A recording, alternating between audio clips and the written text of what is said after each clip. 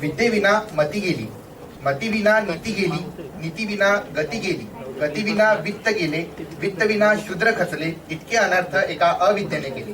स्वागतम, सुस्वागतम, शुभ स्वागतम. नमस्कार, मी प्रफुल्ल करांगे आणि मी चेतना निकोळे. आज आपण सर्व सेवांकुर वाचन कट्टा चला वाचूया स्वतःला घडवूया या निमित्ताने जमलेलो आहोत. तर मित्रांनो, पुस्तके ही काळाच्या विशाल सागरातून आपणास घेऊन जाणारी जहाजे होय. कार्यक्रमाची रूपरेषा पुढील प्रमाणे राहील. सर्वप्रथम प्रस्तावना, त्यानंतर विद्यार्थी अनुभव कथन, त्यानंतर स्किट, त्यानंतर विद्यार्थी अनुभव कथन, त्यानंतर आपल्या प्रमुख पाहुण्यांचे मार्गदर्शन, त्यानंतर आभार प्रदर्शन व शांती मंत्र. सर्वप्रथम मी युक्ता मालवीय यांना कार्यक्रमाची प्रास्ताविक व सेवांकुरची माहिती परिचयासाठी मंचावर येण्याची विनंती करते. मॅडम पोस्टर होमिओपॅथिक मेडिकल कॉलेजमध्ये अंतिम वर्षाचे शिक्षण घेत आहेत व त्यांच्याकडे सेवांकुरचे कॉलेज प्रमुख म्हणून जबाबदारी आहे.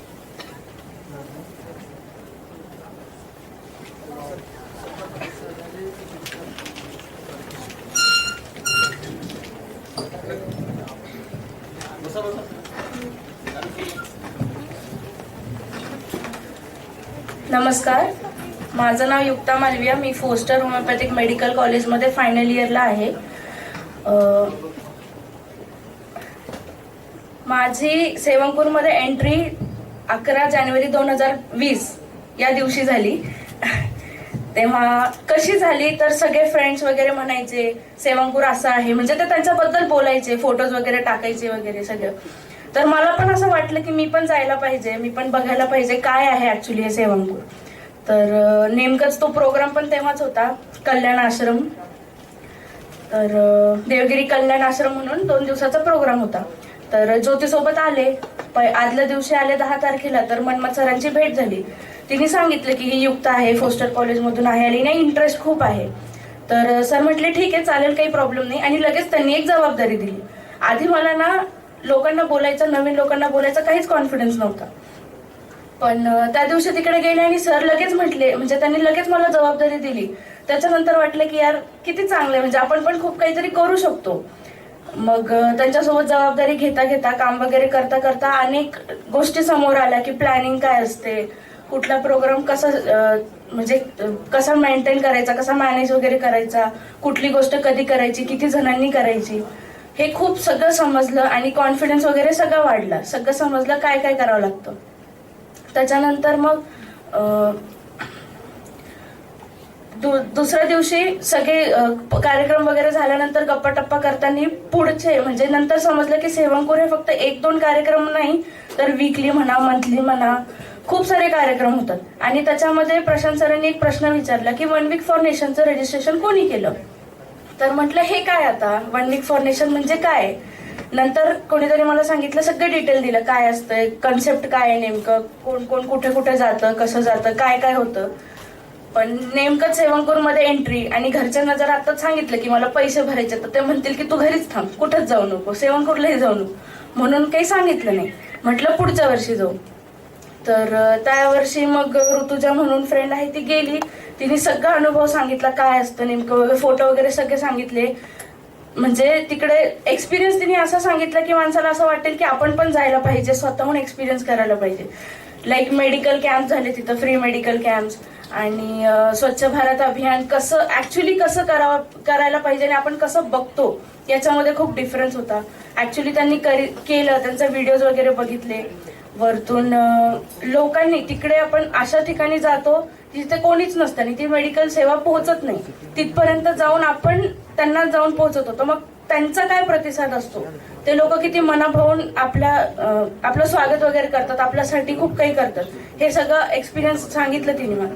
त्याच्यानंतर ठरवलं की नाही, जेव्हा पण होईल तेव्हा पहिला रजिस्ट्रेशन माझंच होईल आणि मी जाणारच. हा कॉन्फिडन्स आला. मी आधीच सांगितलं की मला आधी कोणालाच बोलता येत नव्हते आणि आज मी इतक्या जणांसमोर इथे येऊन बोलतीये, म्हणजे हा बदल माझ्यामध्ये झाला सेवंकूरमुळे. तर अशा प्रकारे माझ्या सेवंकूरमध्ये एंट्री झाली. आणि त्याच कार्यक्रमामध्ये ना सगळेजण जेवणाला खूप महत्व देत होते. विचार केला की का देत होते, म्हणजे जेवणाचं काय. मग त्या दिवशी मला सेवंकूरचं हे दुसरं नाव जेवंकूर पण आहे हे कळालं. त्याच्यानंतर मी विचार केला आपलं ताळमेळ खूप चांगलं जमेल याच्यामध्ये.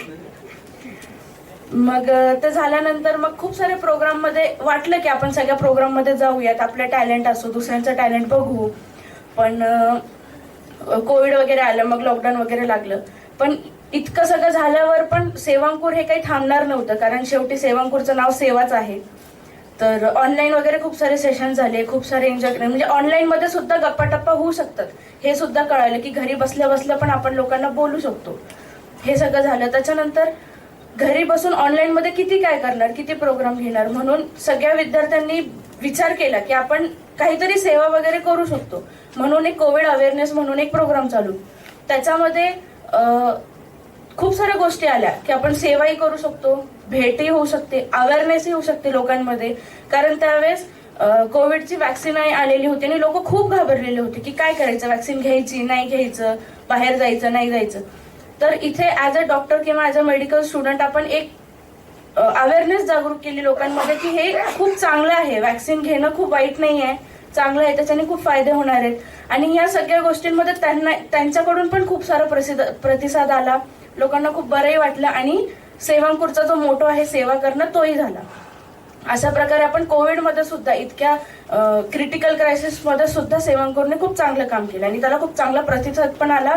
सेवांकूरमध्ये फक्त संभाजीनगर पर्यंत सीमित न राहता तो अवेअरनेस होल महाराष्ट्रामध्ये झाला, पूर्ण महाराष्ट्राच्या खूप साऱ्या लोकांनी पण केला आणि त्याच्यानंतर सेवांकूर भारत झाला. यासाठी सगळ्यांचं खूप मनापासून अभिनंदन की तो सेवांकूर भारत झालं. तर या प्रोग्रामचा विचार कसा आला, आजच्या प्रोग्रामचा पुस्तक कट्टा हा का आला, कारण मागचा जो प्रोग्राम आपला झाला युवा दिनाचा त्याच्यामध्ये एक बुक स्टॉल लागलं होतं, आपण खूप सारे पुस्तकं वाटली. तर याच्यामध्ये खूप सारे नवीन नवीन टॅलेंट आले. काही लोक बोलले की मी हे पुस्तक वाचलेलं आहे, मी हे पुस्तक मला वाचायचंय, मी तर खूप सारे पुस्तकं वाचले. कोणी असंही होतं की जे एकही पुस्तक वाचलेलं नव्हतं, माझ्यासारखं मी एकही पुस्तक वाचलेलं नव्हतं अदर दॅन स्टडीज. तर असंच बसल्या बसल्या विचार आला की आपण त्यांच्याकडून जे पुस्तकं वाचत होते त्यांच्याकडून पण आपण एक आयडिया घेऊ शकतो की पुस्तक का वाचायला पाहिजे. कारण कसं झालंय आजच्या जनरेशनमध्ये सोशल मीडिया, मोबाईल हे सगळं आल्यामुळे एक पुस्तकाशी एक खूप दुरावा मेंटेन झालाय, म्हणजे दूर झाली पुस्तकं आपल्यापासून. हे का झाली, का व्हायला पाहिजे, पुस्तकं आपल्या जवळ का असायला पाहिजेत, यासाठी आपण जे पुस्तकं वाचतायत त्यांचे एक्सपिरियन्सेस घेऊ, त्यांच्या लाईफमध्ये काय चेंजेस आहेत आपल्या आणि त्यांच्या लाईफमध्ये डिफरन्स काय हे जाणून घेऊयात. अजून खूप बरेचसे आयडियाज आले, टॉपिक्स दिले लोकांनी, सगळ्यांनी आयडियाज दिलेत आपले आपले. त्याच्यामध्ये अजून एक समजलं की एक आपण स्किट सादर करू शकतो, म्हणजे असं दाखवू शकतो त्याच्यामध्ये की आपण पुस्तकं का महत्वाची, कारण शेवटी पुस्तकं हे माणसाचे मित्रच आहेत. तर पुस्तकं का महत्वाची म्हणून हा कार्यक्रम आपल्या विचारात आला आणि म्हणून आपण इकडे सगळे जमलोय. थँक्यू.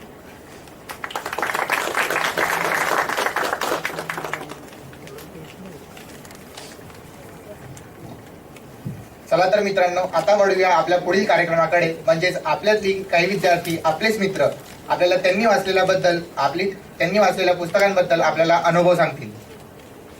तर सर्वप्रथम मी आमंत्रित करते वैभव झोन सरांना.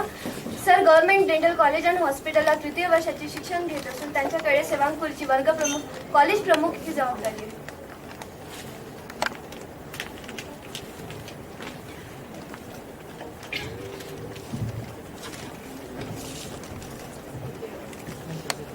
Good evening respected chairpersons and all my dear friends. मैं बुक रिव्यू प्रेजेंट कर रहा हूँ जिस बुक का नाम है the alchemist, written by Brazilian author named as Paulo Coelho. ये बुक 1987 में लिखी गई थी and it is translated in more than 60 languages.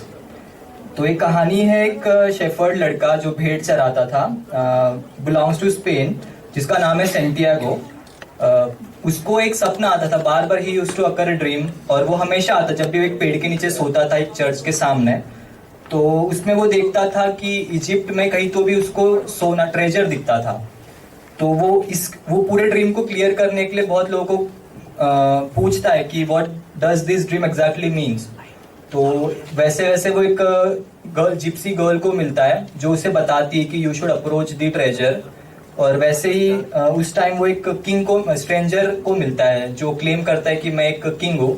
तो वो किंग उसको बहुत अच्छे समझाता है कि you should approach, you should sick the treasure. तो और एक वर्ड यूज करता है पर्सनल लीजेंड, दैट मीन्स कि तुम्हें क्या चीज अप्रोच करनी चाहिए, तुम्हारे डेस्टिनी इन लाइफ. और तुम्हारे identifying your dreams purpose in the life end pursuing it. तो ऐसे करते करते कुछ डिस्कशन के बाद वो मान जाता है कि मैं वो ड्रीम को अप्रोच करता हूँ, इजिप्ट चाहता हूँ। तो वो उसका भेड़ चराना वाला प्रोफेशन छोड़ के उसकी कुछ शिप्स बेच के जो पैसे आते हैं उससे वो जर्नी करता है। और जैसे जैसे वो जर्नी करता है वो काफ़ी सारे चीज़ें सफ़र करता है, काफ़ी प्रॉब्लम फेस करता है। और उस प्रॉब्लम्स के वजह से, उस डर के वजह से वो ये भी सोचता है कि मैं ड्रीम छोड़ दूँ या फिर वापस अपने घर चले जाऊँ, जो उसका प्रोफेशन था जिसमें वो खुश था वो वापस शुरू करूँ। बट जब वो जर्नी के टाइम याद करता था कि हाँ भाई मुझे किंग ने ऐसे ऐसे बताया है, उसके पर्सनल लीजेंड के बारे में बताया है, तो he used to recommit to the personal legend. और उसका एक कैरेक्टरिस्टिक फीचर था कि वो मतलब उसके आजू बाजू कुछ भी ऐसी चीज़ें होती थी तो वो पॉजिटिव इंस्टिंक्ट के वजह से वो उसी में रुक जाता था, उसको कंटिन्यू करता था। तो कुछ जब वो पूरी जर्नी ख़त्म करते करते इजिप्ट तक पहुंचता है और जहाँ पे उसको ट्रेजर का लोकेशन पता था वो उधर डिग करना शुरू करता है। तो फिर वहाँ पे एक बंदा आके बोलता है उसको कि मैंने भी ऐसा सेम सपना देखा था, बट उसमें लोकेशन ये था कि एक पेड़ है जो स्पेन में है, चर्च के सामने, और ये वही लोकेशन है जहाँ से सेंटियागो ने शुरू करा था उसकी जर्नी। तो फिर उसको अब एग्जैक्टली पता हो जाता है कि भाई हाँ ये जो ट्रेजर है वो उसी लोकेशन पे जहाँ से मैंने शुरू करा था। तो उसको एज अ पॉजिटिव ओमेन लेके वो वापस स्पेन जाता है, उधर डिग करता है, उसको वहाँ पे मिल जाता है वो treasure. And now lastly I want to conclude in the same manner that वो कहावत है, बोलते हैं कि किसी भी चीज़ को शिद्दत से चाहो या फिर दिल से चाहो तो दुनिया उसे, हाँ, कायनात उसे, तो वही है। तो उसमें और ऐसा भी होता है कि तुमको कायनात तुम्हें हेल्प कर रही, बट ऐसा नहीं कि तुम बिना डिफिकल्टीज के रहोगे, तुम्हें काफ़ी सारी चीज़ें सफ़र करनी पड़ेगी, तुमको फेस करना पड़ेगा, तुम काफ़ी बार गिरोगे, बट द थिंग इज तुम जितने बार गिर के उठोगे दैट मैटर्स द मोस्ट। तो और फिर तभी जाके universe conspire to lead you again. That's it, thank you. And I personally suggest कि आप सब इस ये बुक को पढ़े, और इनकेस नहीं हो पाया तो यूट्यूब पे ऑडियो बुक्स अवेलेबल है बुक के, तो you can go through it. और एनीवन वांट तो मेरे पास इसका कॉपी है एक, तो you can take it from me too. Thank you.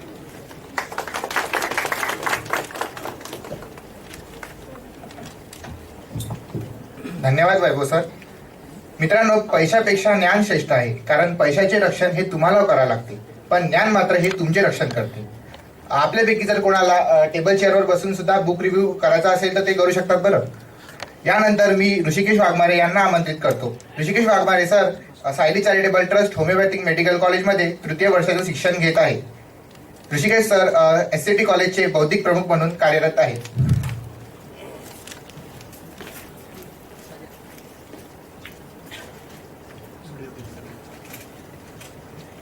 नमस्कार, मी शिवाजी सावंत लिखित छावा हे पुस्तक सादर करतोय। तर श्री शंभो शिवजातस्य मुद्रा देवरीव राजते यदंकस्य विनोलेखा वर्तते कस्य रूपते। एकाच वेळी 5 परकीय सत्तांना तोंड देणारे एकच राजे होऊन गेले, ते म्हणजेच धर्मवीर छत्रपती संभाजी महाराज। संभाजी महाराजांचा जन्म 14 मे 1657 साली किल्ले पुरंदर येथे झाला। लेखकांनी त्यांचं वर्णन जिजाऊ माँसाहेबांच्या नजरेतून केलेलं आहे। तर शंभू महाराजांना लवकरच मातृयोग हा सहन करावा लागला। त्यानंतर त्यांच्यावर संस्कार करण्याची जबाबदारी खुद राजमाता जिजाऊ माँसाहेबांवर आली। जसे त्यांनी शिवरायांना घडवले तसेच त्यांनी शंभू महाराजांना सुद्धा घडवले। संभाजीराजे अवघ्या 9 वर्षाच्या वयामध्ये आग्रे येथील अडकले, तर तेथे त्यांचे पिता छत्रपती शिवाजी महाराजांना सोडवण्याची जबाबदारी त्यांच्या खांद्यावर आली, आणि इवलूच्या वयामध्ये सुद्धा त्यांनी ती जबाबदारी उत्तमपणे पार पाडली। यातून आपल्याला असं समजतं की वय हे कुठल्याच ह्याच्यासाठी बॅरियर नसतं। तर शंभूराजांनी वयाच्या 14व्या वर्षी 4 धर्मग्रंथ लिहिली। त्यातला पहिला आहे बुद्धभूषण, दुसरा आहे नखशिखा, तिसरा आहे 7 शतक आणि चौथा आहे नायिकाभेद। तर बुद्धभूषण यामध्ये त्यांनी शास्त्र आणि राजांचे वर्तन त्यामध्ये सगळं लिहिलेलं आहे, आणि त्यानंतर जी राजांची ट्रेनिंग असते ते सुद्धा त्यांनी लिहिलेलं आहे। संभाजी महाराजांना 16 लँग्वेजेस येत होत्या. त्यापैकी इंग्लिश, उर्दू, कानडी, संस्कृत, पाली, कांबडी इत्यादी त्यामध्ये समावेशित आहेत. तर ह्यावरनं आपल्याला त्यांच्या भाषेवरचं कमांड लक्षात येतं. संभाजी महाराजांनी आपल्या कार्यकाळात 120 युद्ध लढले.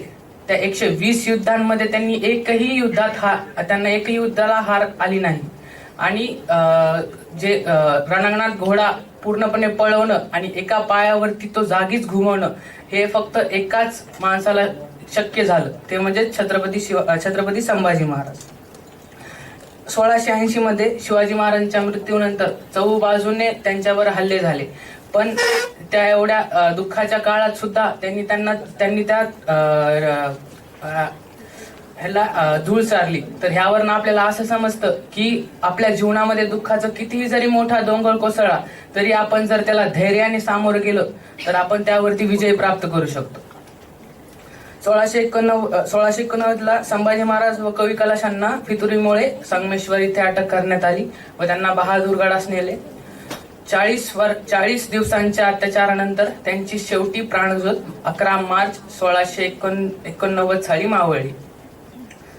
तर असाही यातना सहन करूनही त्यांनी राष्ट्रप्रेम व देशप्रेम हे सोडलं नाही. यावरनं आपल्याला राष्ट्रप्रेम हे काय असतं ते कळालं. हे पुस्तक वाचल्यावर तुम्हाला संभाजी महाराजांबद्दल आदर वाढेलच, पण आपण ज्या राज्यात जगतो त्यासाठी किती जणांनी कुर्बानी दिली आहे ह्याचं पण एक आपल्याला लक्षात येतं.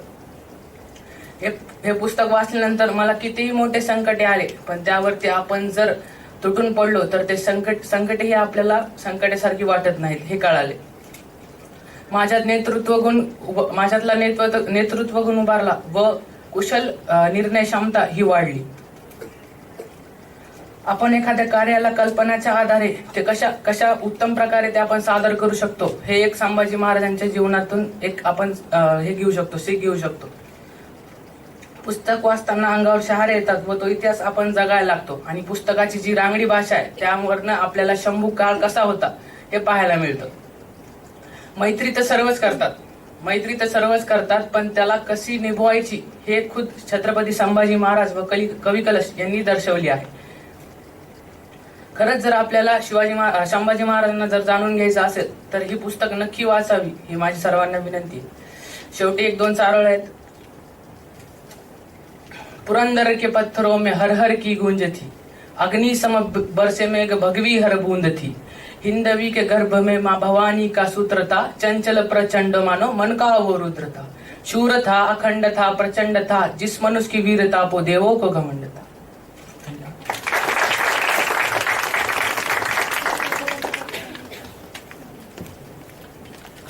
धन्यवाद सर.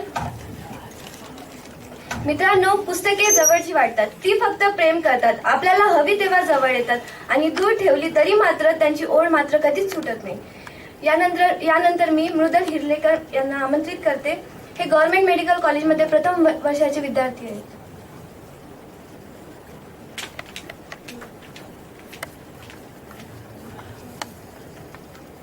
उपस्थित सर्व ज्येष्ठ डॉक्टर्स आणि माझ्या मित्रमैत्रिणींनो, तुम्हाला सर्वांना माझा विनम्र अभिवादन. माझं नाव मृदुल. मी आपल्या समोर आज मुसाफिर नावाचं एक पुस्तक सादर करणार आहे. अनेक वाचलेल्या पुस्तकांपैकी मला हे पुस्तक का निवडावं असं वाटलं, कारण हे मला जास्त आपल्या पिढीशी रिलेट करता येतं असं वाटतं. आपल्या समोर आज ज्या समस्या आहेत त्यातून आपण कसा मार्ग करू शकतो यासाठी मला हे पुस्तक फार आदर्श असं वाटतं. तर मग तुम्ही सर्वांनी हे पुस्तक का वाचावे, या पुस्तकाविषयीचं माझं मत काय आणि थोडक्यात माझा अभिप्राय काय हे मी तुम्हाला थोडक्यात सांगणार आहे. तर पुस्तक हे एक आत्मचरित्र आहे अच्युत गोडबोले यांचं. आता प्रत्येक पुस्तकाच्या किंवा प्रत्येक आत्मचरित्राच्या नावावरून किंवा कोणत्याही चरित्राच्या नावावरून आपल्याला साधारण त्या व्यक्तीच्या आयुष्याबद्दल एक थोडीशी कल्पना येते. उदाहरणार्थ अब्दुल कलाम यांचं अग्निपंख. अत्यंत प्रतिकूल परिस्थितीही कोणत्या परिस्थितीतून त्यांना जावं लागलं आणि त्यांच्या विचार, सातत्य आणि अभ्यास या अग्निपंखांचा वापर करून त्यांनी the missile man of India ही पदवी कशी संपादन केली. त्यानंतर मनमे हे विश्वास नांगरे पाटीलांचं जे आत्मचरित्र आहे त्याची कथा देखील अशीच सांगता येईल आपल्याला. त्याचप्रमाणे मुसाफिर हे अच्युत गोडबोले यांचं आत्मचरित्र. अर्थात आत्मचरित्रावरून आपल्याला वाटतं त्याप्रमाणे अच्युत गोडबोले हा कोणी भटक्या किंवा भ्रमंतीकार नव्हे. त्यांनी आपल्या आयुष्यामध्ये जे काही अनुभवलेले आहेत त्याविषयीचं वर्णन करणारा म्हणून हा शब्द आहे मुसाफिर.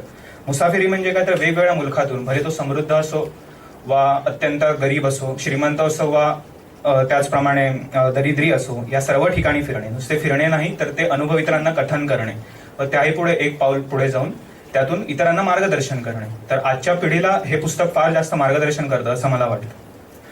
तर मग थोडक्यात मी तुम्हाला त्यांच्या आयुष्याविषयी सांगतो. अर्थात ह्याच्यात काही स्पॉयलर्स नाही आहेत आणि जसं आपल्याला सारे म्हणतात त्याप्रमाणे चरित्रातून आपल्याला त्या व्यक्तीच्या आयुष्यात काय घडलं यापेक्षा आपल्याला त्यातून काय शिकायला मिळतं ह्यावर जास्त आपण फोकस केला पाहिजे. त्याच्यामुळे मी तुम्हाला त्यांच्या आयुष्याविषयी थोडं संक्षिप्त स्वरूपात सांगतो. सोलापूरमध्ये 1950 साली त्यांचा एका मध्यमवर्गीय कुटुंबामध्ये जन्म झाला. आता जरी सोलापूर हे महानगर म्हणून ओळखलं जात असलं तरी त्या काळात ते एक गिरणगाव म्हणून ओळखलं जायचं. तर अशा गावामध्ये 1ली ते 12वी पर्यंतचं त्यांचं मराठी माध्यमातून शिक्षण झालं. त्यानंतर IIT मध्ये त्यांची नेमणूक झाली. त्यांना IIT मध्ये ऍडमिशन मिळाली. ऑल इंडिया रँक 33 आणि संपूर्ण विद्यापीठामध्ये प्रथम. एवढा तल्लख बुद्धिमत्तेचा हा माणूस.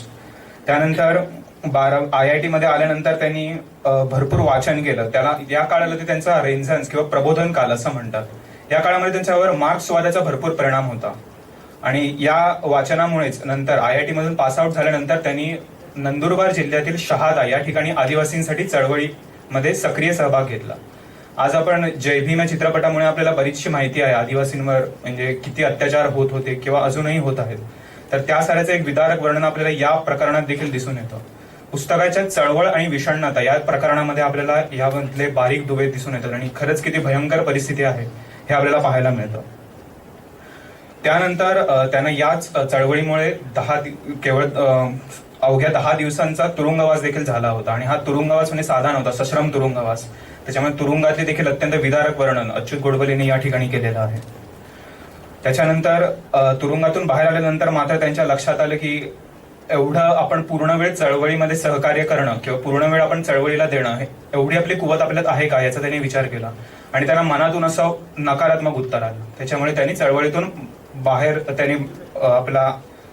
ते बाहेर पडले आणि मुंबईला परत रवाना झाले. पण जरी ते IITचे असले तरी कॅम्पस इंटरव्ह्यू मधनं सिलेक्शन झालं नसल्यामुळे त्यांना बेकारीचा सामना जवळपास वर्षभर करावा लागला. या बेकारीच्या त्यांचा जो कालखंड होता या कालखंडामध्ये त्यांनी बरंच काही एक्सप्लोअर केलं आहे. त्याची देखील एक थोडीशी आपल्याला झलक या पुस्तकामध्ये दिसून येते. आणि याच कफल्लकतेतच त्यांनी वर्षभरातच लग्न केलं आणि लग्नानंतर मात्र वर्षभरात त्यांच्यावर एक प्रचंड असा आघात झाला. पुस्तकामध्ये आघात याच नावाचं प्रकरण या सर्व कालखंडाचं वर्णन करतं. आधीच गर्तेत सापडलेला माणूस आणखीन खोल जाऊ लागला आणि त्यातूनच मग व्यसनाधीनता, सर्व प्रकारची व्यसने आणि मग त्यातून शोधलेला मार्ग, या आघातातून बाहेर येण्याचा, या व्यसनाधीनतेतून बाहेर येण्याचा, प्रतिकूल परिस्थितीत वर मात करण्याचा मार्ग. आपल्याला सारं आता हे बोलताना फार सोपं वाटतं, पण जर पुस्तकातनं आपण पाहिलं त्या माणसाच्या मनातून आपण जर विचार केला की खरंच व्यसनाधीनता म्हणजे किती खालच्या लेवलला माणूस जाऊ शकतो किंवा डिप्रेशनमध्ये सुद्धा, नैराश्यग्रस्त परिस्थितीमध्ये सुद्धा किती खालच्या दर्जावर माणूस जाऊ शकतो आणि त्यातून भरारी मारणे केवळ अशक्य वाटत असताना त्यांनी असे काय उपाय केले की त्याच्यामुळे त्यांना हे सर्व संपादन करता आलं. तर काय संपादन करता आलं ते मी वाचणारच आहे पुढे. तर मग हे सर्व तुम्हाला अनुभवायचं असेल तर हे पुस्तक नक्कीच वाचलं पाहिजे. तर मग त्या भयानक परिस्थितीवर त्यांनी असे काही त्यांचे उपाय वापरले आणि त्याच्यावर त्यांनी विजय मिळवला. यानंतर त्यांचा परिश्रम, सातत्य, अभ्यास याच्या जोरावर तो माणूस एक यशाची पायरी चढतच गेला. अनेक आंतरराष्ट्रीय कंपन्यांमध्ये नोकरी, IBM, इन्फोटेक, पटणी यांच्यासारख्या अत्यंत प्रतिष्ठित अशा काही कंपन्यांचे CEO पद हे देखील त्यांनी भूषवलेलं आहे. त्यानंतर भक्कम असं आर्थिक स्थैर्य मिळवल्यानंतर अनेक इतर विषयांवरचे सखोल वाचन व लेखन. त्यांच्या अनेक पुस्तकांपैकी काही पुस्तक मी तुम्हाला सांगतो, जरा विषय तरी पहा त्यांचे. किमयागार हे पुस्तक त्यांचं अनेक संशोधक म्हणजे आतापर्यंतचे विज्ञान व तंत्रज्ञान या क्षेत्रात जी काही प्रगती केलेली आहे मानवाने त्याचं एक थोडक्यात संक्षिप्त असं 800 पानांचं एक पुस्तक आहे. आणि अर्थात हे अर्थशास्त्र याच विषयावरचं त्यांचं साधारण तेवढ्याच पानांचं पुस्तक आहे. मनात हे मानसशास्त्रावरचं, बोर्डरूम हे व्यवस्थापन शास्त्र, त्यानंतर नादवेद हे संगीतावरचं. या मराठी पुस्तकांना अनेक मानाचे पुरस्कार मिळाले आहेत, केवळ महाराष्ट्र शासनाचे नव्हे तर राष्ट्र शासनाचे देखील. अनेक तज्ञांमार्फत त्यांना कौतुकाचा वर्षाव मिळाला आहे. त्यांच्या स्वतःच्या क्षेत्रात अर्थात म्हणजे कॉम्प्युटर सायन्स जो त्यांचा क्षेत्र होता कॉम्प्युटर सेक्टरमध्ये, त्याच्यावर त्यांची 4 पुस्तकं प्रसिद्ध झाली आहेत. डाटा कम्युनिकेशन, डिमिस्टिफाईंग कॉम्प्युटर्स इत्यादी इत्यादी. ऑपरेटिंग सिस्टीम्स वगैरे, अशा 4 पुस्तकांचे त्यांनी इंग्रजीमध्ये लिहिली ती. अशा 4 पुस्तकांचे चिनी सारख्या भाषांमध्ये भाषांतर झालं आहे व अनेक देशांमध्ये ती पाठ्यपुस्तकं म्हणून वापरली जात आहेत. पुढे त्यांनी आशियाना या नावाची एक संस्था उघडली. ऑटिझम नावाचा एक विकार असतो, त्या विकाराच्या मुलांसाठी त्यांनी ही उघडली आशियाना. आणि हे सारे केवळ 5 ते 6 दशकात करून हा माणूस आज जिवंत आहे. तर मग मागाशी मी बोलताना असं म्हटलं की एका सामान्य गावात जन्म होऊन, म्हणजे त्या काळात सोलापूर हे सामान्यच होतं, मराठी शाळेतून शिक्षण घेऊन हा मुलगा IIT मध्ये गेला. आणि हे सगळं ठीक असलं तरी इथपर्यंत त्यांचा इंग्रजीशी काही संबंध नव्हता. मग मोठमोठ्या कंपन्यांसाठी अमेरिकेतल्या 60व्या किंवा 70व्या मजल्यावरच्या हॉटेल्समध्ये व्यवस्थापन शास्त्रावरची सेमिनार्स घेण्याचा कॉन्फिडन्स त्याच्यामध्ये कुठून आला? मगाशी मी बोलताना असं देखील म्हणालो, माझा एक उल्लेख सांगायचा राहिला की IIT मध्ये त्यांचं केमिकल इंजिनिअरिंग ही त्यांची बॅकग्राऊंड होती. केमिकल इंजिनिअरिंग म्हणून ते पासआउट झाले होते. मग कम्प्युटर सायन्सवर 4 पाठ्यपुस्तकांच्या दर्जा एवढी पुस्तकं लिहिण्याएवढं ज्ञान त्यांना कुठून मिळालं?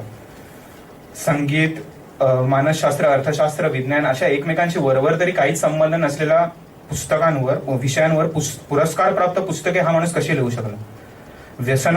व्यसनाधीनतेमध्ये अशा अवस्थेत असणारे एवढी अचाट कामगिरी करण्याचं त्यांना सामर्थ्य कुठून मिळालं? त्याचप्रमाणे मागाशी मी जो वर्षभरात आघात बोललो, तो आघात कोणता होता आणि त्यातून त्यांनी मार्ग कसा शोधला, हे सारं जर तुम्हाला समजून घ्यायचं असेल तर तुम्ही हे पुस्तक नक्कीच वाचा असं मला वाटतं. पुस्तकाचा अभिप्राय म्हणून सांगायचं झालं तर लेखकाचा पिंडा थोडा विनोदी आहे. अनेक प्रसंगांना लेखक सामोरा गेला आहे. त्याची तीव्रता लिखाणातून प्रकर्षाने जाणवते. पण त्याला एक विनोदाची झालरही आहे. उदाहरणार्थ हा उतारा एक सांगतो तुम्हाला, 1-2 वाक्य सांगतो त्या पुस्तकातली. व्यसनाधीन परिस्थितीमध्ये लेखक होता. त्याला व्यसने सोडायची होती. मला व्यसने सोडायची होती पण जमत नव्हतं. एकदा एकाने विचारलं, तुला दारू सोडायची आहे का? मी हो म्हणालो. त्यावर तो म्हणाला, मग भांग चालू कर. मग मी दारू आणि भांग दोन्ही एकत्र प्यायला लागलो. अशा प्रकारे प्रसंगाची तीव्रता किंवा आपल्याला परिस्थितीची तीव्रता आपल्याला जर वाटत असेल की हे भयंकर आहे काही संकट, तर ते तीव्र असेलच असंही नाही, हे मला या पुस्तकातून कळतं. किंवा कोणत्याही एका परिस्थितीकडे एका विनोदाच्या पडद्यातून आपण पाहिलं तर खरंच काही गोष्टी ज्या अशक्यप्राय असतात त्या शक्य वाटू शकतात, हे मला या पुस्तकातून कळलं. रत्नाकर मतकरी, कुमार शिराळकर, अरुण साधू, अनिल अवचट, कुमार केतकर अशा प्रथितयश लेखक, समाजसेवक यांनी यांची तोंड भरून स्तुती केली आहे. पुस्तकाच्या प्रस्तावनेत गोडबोले म्हणतात की या आत्मचरित्राने कित्येक लोकांना व्यसनाधीनतेपासून मुक्ती मिळवून दिली आहे. कित्येक लोकांना जगण्याची उर्मी दिली आहे. इंग्रजी शिकण्याची जिद्द दिली आहे. कॉम्प्युटर सायन्स वगैरे यासारख्या अत्यंत किचकट अशा विषयांमध्ये त्यांची पुस्तकं वाचून त्यांना खूप जास्त उर्मी मिळाली, खूप जास्त त्यांना मोटिवेशन मिळालं आहे. तर यांपैकी कोणत्याही समस्येशी तुम्ही स्वतःला रिलेट करू शकत असाल किंवा बाकीच्याही कोणत्या अशा क्रोनिक टाईपच्या समस्येशी तुम्ही स्वतःला रिलेट करू शकत असाल तर हे पुस्तक तुम्हाला नक्कीच आवडेल आणि तुम्हाला नक्कीच मार्गदर्शन करेल असं मला वाटतं. सेवांकुरने मला आज इथे बोलण्याची संधी दिली याबद्दल मी आभारी आहे. धन्यवाद.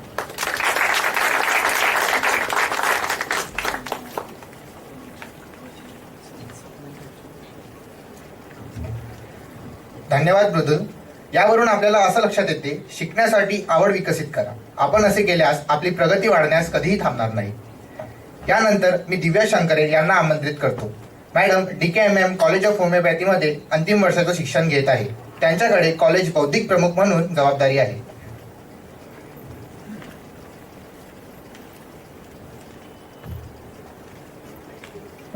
Good evening everyone.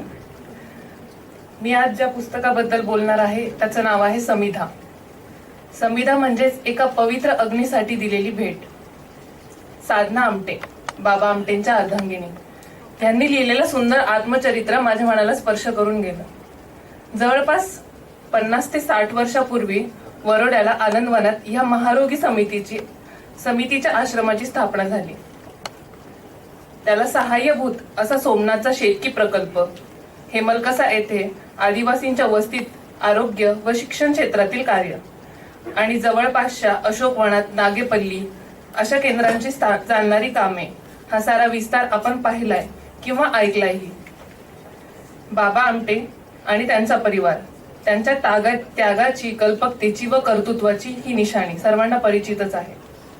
परंतु गागा भट्टांच्या घुलेशास्त्री कुटुंबातील इंदू आणि वकिली सोडून संन्यासी बनलेल्या जटाधारी मुरलीधराच्या नजरेस पडली नसती तर कदाचित बाबा आमटेंचं एम, जे काही गोल आहे ते साध्य झालं असतंही. परंतु जो प्रवास सुंदर झालाय तो फक्त साधनाताईंमुळे. एखाद्या परिकथेत शोभणाऱ्या या प्रेम कहाणीतून बाबा आमटे साधनाताई यांचा संसार सुरू झाला. यांनी मार्ग ठरवला तो समाजसेवेचा, आधुनिकतेचा. त्यांच्या मधुमिलनातून अनेक स्वप्ने साकार झालीत. बाबांच्या व ताईंच्या स्वभावातील तफावत या पुस्तकात आपल्याला पाहायला मिळते. बाबांची कल्पकता, जिद्द व कर्तृत्व आणि यापेक्षा उलट ताईंची तद्रुपता, सहृदयता आणि सातत्य यातून अनेक प्रकल्प सिद्ध झालेत. मुख्य सांगायचं तर हजारो माणसे घडवली गेलेत. तसे पाहता समिधा ही एक साहस कथा, परंतु साधनाताईंच्या नर्म विनोदी पारदर्शी शैलीतून त्याला एका अनोख्या प्रेम कहाणीचं स्वरूप प्राप्त झालं आहे. साधनाताई केवळ बाबांच्या पत्नीच नव्हत्या, तर प्रेयसी व प्रेरणास्थानही होत्या. त्यांच्या लहानपणाबद्दल सांगायचं तर त्या 4 बहिणींमधून तिसऱ्या होत्या. अगदी बुद्धिमान व कामातही त्या खूप निपुण होत्या. ताई जेव्हा कॉलेजच्या वयात होत्या तेव्हा बाबा त्यांच्याकडे पाहुणे म्हणून आले होते आणि त्यावेळेस बाबा अगदी हातभर दाढी वाढलेले, त्यासोबतच साधू वेशधारी ब्रह्मचार्याची प्रतिज्ञा घेतलेले होते. बाबा यांची सेवा करण्याची जबाबदारी साधनाताईंवर आली होती. पण ह्याच वेळात त्यांचे प्रेमबंध जुळले व त्यांनी इंदूला मागणी घातली. लग्नानंतर इंदूची साधना झाली. लहानपणापासून त्या दयाळू होत्या. त्यांना जातीभेद अन्यायकारक होता. नळावरती पाणी भरणाऱ्या खालच्या जातीतल्या बाया जवळ येऊन हात लावू शकत नव्हत्या, म्हणून ताई त्यांना स्वतःच्या घड्याने पाणी देत. मोलकरीणला सगळे कपडे धुवायला जड जात होते, त्यांना कष्ट फार होत होते, म्हणून चोरून त्या स्वतः धुत. त्यांच्या घरात एक मारकुटी गाय होती आणि कोणालाही ती हात लावू देत नव्हती किंवा जवळ येऊ देत नव्हती. पण साधनाताईंनी प्रेमाने तिला जिंकून घेतलं. त्या तिची सेवा करायच्या. खरं तर या सर्व गुणांची माहिती झाल्यावरच बाबा त्यांच्यावरती वाढले होते. तसं तर पुस्तक साधनाताईंच्या आत्मचरित्राबद्दल आहे, पण सगळं त्यांनी यामध्ये बाबा आमटेंबद्दलच नमूद केलं आहे. त्या बाबांच्या सावली होत्या आणि पुस्तकात त्यांचा मोठेपणा कुठेच जाणवला नाही आणि त्यांना ते आवडतही नव्हतं.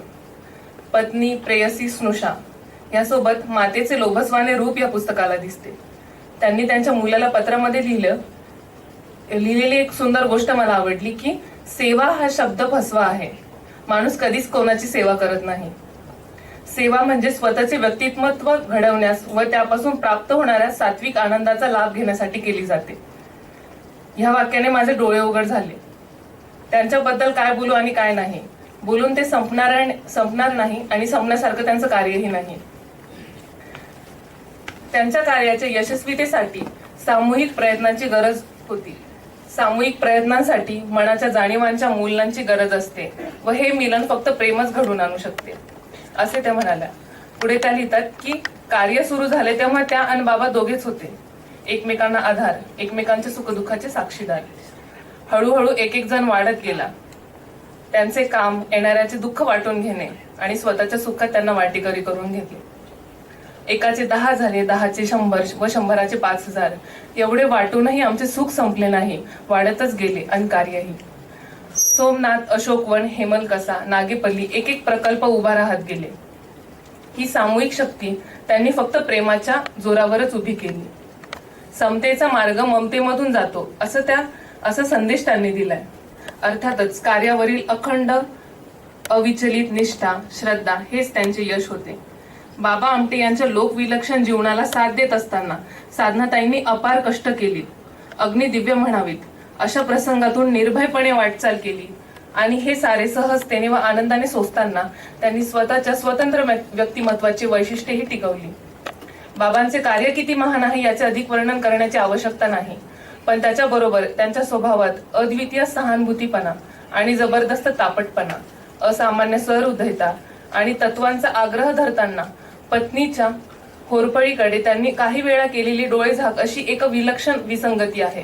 बाबांच्या वादळी जीवनात साधनाताईंची जी आयुष्यभर साथ दिली तीच अद्भुत रम्य कहाणी असे या आत्मकथेचे स्वरूप आहे. उदात्त विचारांच्या या अंतप्रवाहामुळे ही केवळ अनुभवाची गाथा न राहता तिला व्यापक अधिष्ठान प्राप्त होते. तसं होईल तेवढं मी कमी शब्दात मांडण्याचा प्रयत्न केलाय, पण ह्या पलीकडे सांगायचं तर प्रत्येकाने हे पुस्तक वाचावं. हे एक आत्मचरित्र वाचावं. इतकं प्रभावी, सुंदर, अनुभव देणारा आहे आणि प्रेरणा देणाराही आहे. त्या पुस्तकात बाबांचं एक आवडतं वाक्य आहे, ते प्रत्येक भाषणात वापरायचे.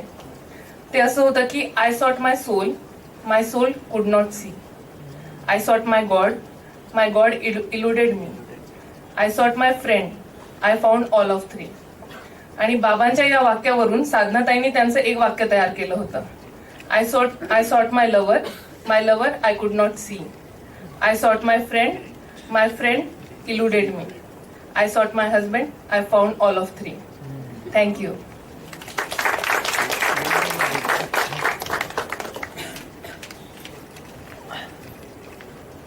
धन्यवाद मॅडम.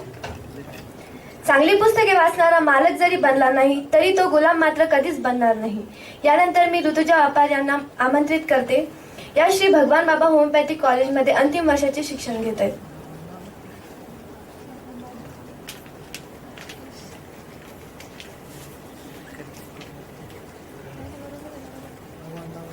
Good evening. मी वाचलेल्या काही पुस्तकांपैकी मला आवडलेली आणि मनात खोलवर रुजलेली एक कादंबरी ती म्हणजे द काईट रनर.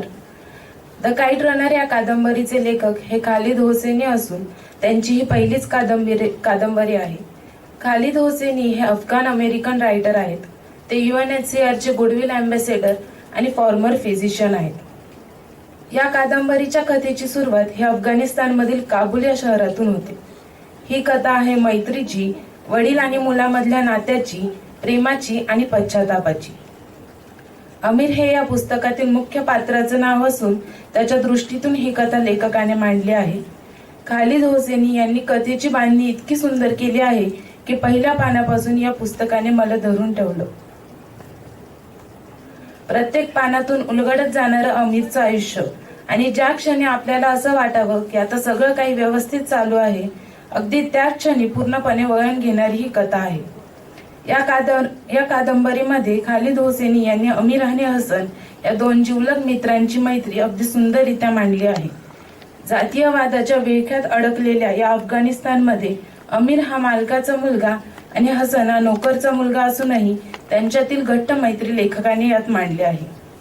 प्रत्येक वेळेस स्वतःची मैत्री सिद्ध करणारा हसन आणि हसनला गरज असताना तेथून पळ काढण्याची चूक करणारा आणि ती चूक वर्षानुवर्ष मनात ठेवून स्वतःला दोष देत जगणारा, पण वेळ आल्यावर त्या चुकीचं प्रायश्चित्त करणारा अमीर. तसेच वडिलांच्या मुलाकडून असलेल्या अपेक्षा आणि त्या अपेक्षांवर उभं राहण्याची कायम धडपड करणारा अमीर. वडील आणि अमीरच्या नात्यातील अस्थिरता लेखकाने यात मांडली आहे. अफगाणिस्तानमध्ये चालू असलेल्या युद्ध परिस्थितीमुळे अफगाणिस्तान सोडून कॅलिफोर्नियामध्ये अमीर आणि त्याचे वडील स्थायिक होतात. पण काही कारणास्तव काही वर्षांनंतर अमीर जेव्हा काबूलमध्ये परततो तेव्हा त्याच्या मायभूमीचे पलटलेले रंग बघून त्याच्या मनात चालू असलेले विचार, कितीतरी वर्षांनंतर परतून सुद्धा आपल्या मातीबद्दलची असलेली ओढ लेखकाने यात मांडली आहे. अफगाणिस्तानमध्ये तालिबानने केलेले लोकांचे हाल आणि त्यातून निर्माण झालेलं दारिद्र्य, ज्या घरात अमीर राहायला जातो तेव्हा भुकेलेल्या नजरेने अमीरच्या ताटाकडे बघणारे मुलं, जातीयवादामुळे भर रस्त्यात काही जातीच्या लोकांचा खून करून त्यांच्या मुलांवर केलेले अत्याचार, हे सगळं पुस्तकात वाचताना अक्षरशः डोळ्यात पाणी तरळायला लागतं. खरं तर प्रत्येकच पुस्तक आपल्याला काही ना काही शिकवतच, पण आपण त्यातून किती घेतो हे जास्त महत्वाचं असतं. या पुस्तकाच्या प्रत्येक पात्रातून लेखकाने आपल्याला समृद्ध करण्याचा प्रयत्न केला आहे. मैत्री कशी निभावी हे हसनकडून शिकायला मिळालं आणि चूक झाल्यावर त्याचे प्रायश्चित्त कसे करावे हे अमीरने शिकवलं. फक्त स्वतःसाठी आणि आपल्या लोकांसाठीच नव्हे तर कुठेही काहीही चुकीचं घडत असेल तर त्याविरुद्ध बोलण्याची धमक आपल्यात असावी हे अमीरच्या वडिलांनी शिकवलं. पुस्तकामध्ये एक असं वाक्य आहे की there is a way to be good again, आणि मनात विचाराला किती सत्यता आहे या वाक्यात. And I think there is and will always be a way for all of us to be good again if we have done anything bad, and we should identify it and accept it. अजूनही पुस्तकाचा उल्लेख जरी झाला तरी डोळ्यांसमोर निरागस हसन पतंग हातात घेऊन उभा राहतो आणि म्हणतो, for you 1000 times over. Thank you.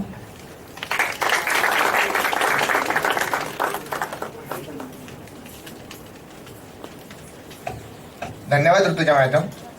मित्रांनो, ज्ञानातील गुंतवणूक ही आपल्याला सर्वोत्तम व्याज देते. यानंतर मी समृद्धी वैद्य यांना आमंत्रित करतो. मॅडम CSMSS आयुर्वेदिकमध्ये तृतीय वर्षाचे शिक्षण घेत आहेत व त्यांच्याकडे कॉलेज सहप्रमुख म्हणून जबाबदारी आहे.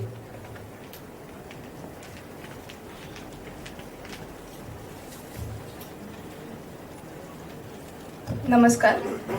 मी समृद्धी वैद्य CSMSS आयुर्वेद कॉलेजमध्ये तृतीय वर्षाचे शिक्षण घेत आहे. सेवांकुर वाचन कट्टा या अनोख्या कार्यक्रमात मला बोलण्याची संधी दिल्याबद्दल मी खूप खूप आभारी आहे. इथे येऊन कुठल्या तरी एकाच पुस्तकाबद्दल सांगणे मला खरंच खूप अवघड वाटत होते, कारण मी जी काही थोडीफार पुस्तके वाचली ती कोणत्या ना कोणत्या कारणाने सगळीच माझी आवडती आहेत. तर खूप विचार करून मी जे एक पुस्तक निवडलं आहे त्याचं नाव आहे वॉर्ड नंबर 5 KEM. याचे लेखक आहेत डॉक्टर रवी बापट आणि याचे शब्दांकन केलेले आहे सुनीती जैन यांनी.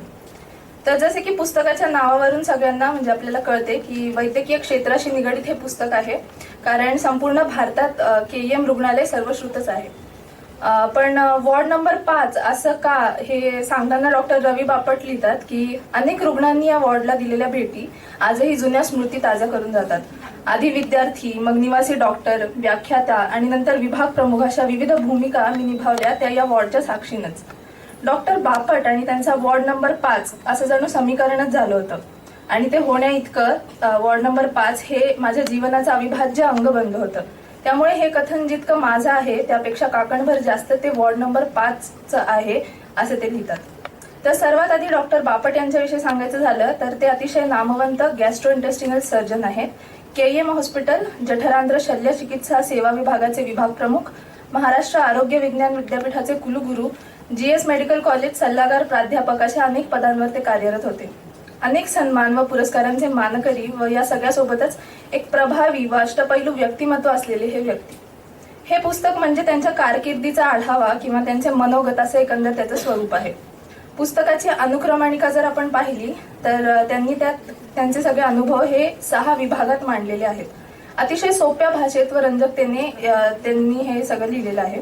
सुरुवातीच्या विभागाचे नाव आहे KEMशी ऋणानुबंध. यात त्यांनी KEMशी त्यांचा संबंध, त्यांचे बालपणीपासूनचे शिक्षण याविषयी लिहिले आहे. त्यांनी KEMचे वर्णन करताना अनेकदा कार्य मंदिर असा शब्द वापरला आहे. या वास्तूला केंद्रस्थानी ठेवून त्यांनी त्यांच्या कारकिर्दीविषयी वर्णन केलेले आहे. यातील एक आठवण सांगताना ते लिहितात की वैद्यकीय शिक्षण जेव्हा पूर्ण झाले तेव्हा त्यांच्याकडे 3 मार्ग होते. एक तर प्रायव्हेट प्रॅक्टिस करायची, दुसरा म्हणजे सरकारी दवाखान्यात पूर्ण वेळ पगारी नोकरी करणे किंवा परदेशी जाऊन FRCH ही पदवी घेऊन परत यायचे.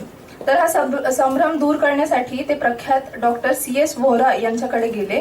तेव्हा डॉक्टर व्होरांनीच त्यांना विचारले की तू मला सांग की भेंडी बाजारात 100 दाढ्या करणारा हजामी चांगला की ताज हॉटेलात दिवसाला 6 दाढ्या करणारा न्हावी चांगला?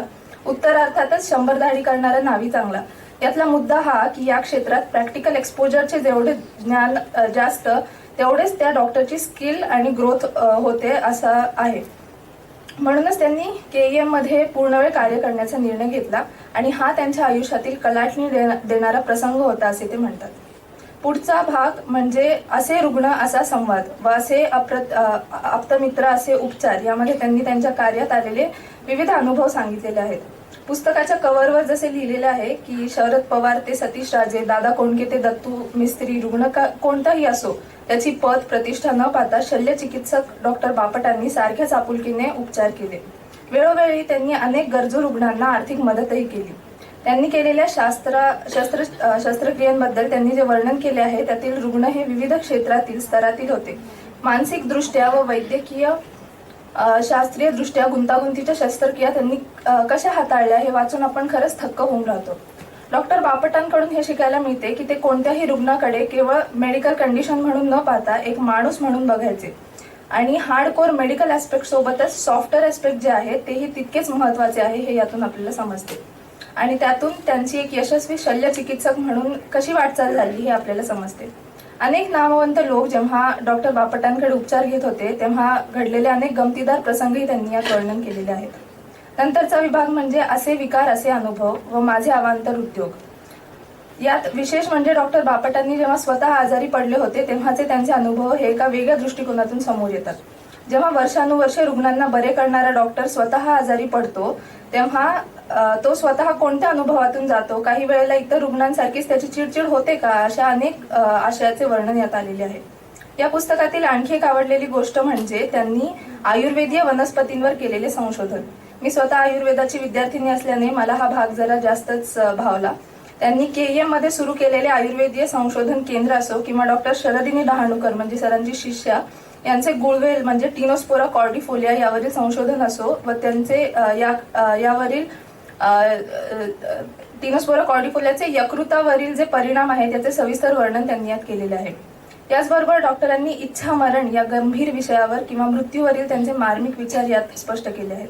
ते एका ठिकाणी म्हणतात की खूप लोकांना असं वाटतं की इतके रुग्ण व इतके मृत्यू जवळून पाहिलेले डॉक्टर हे निर्ढावलेले असतील का काय किंवा तशी प्रतिमा निर्माण होते.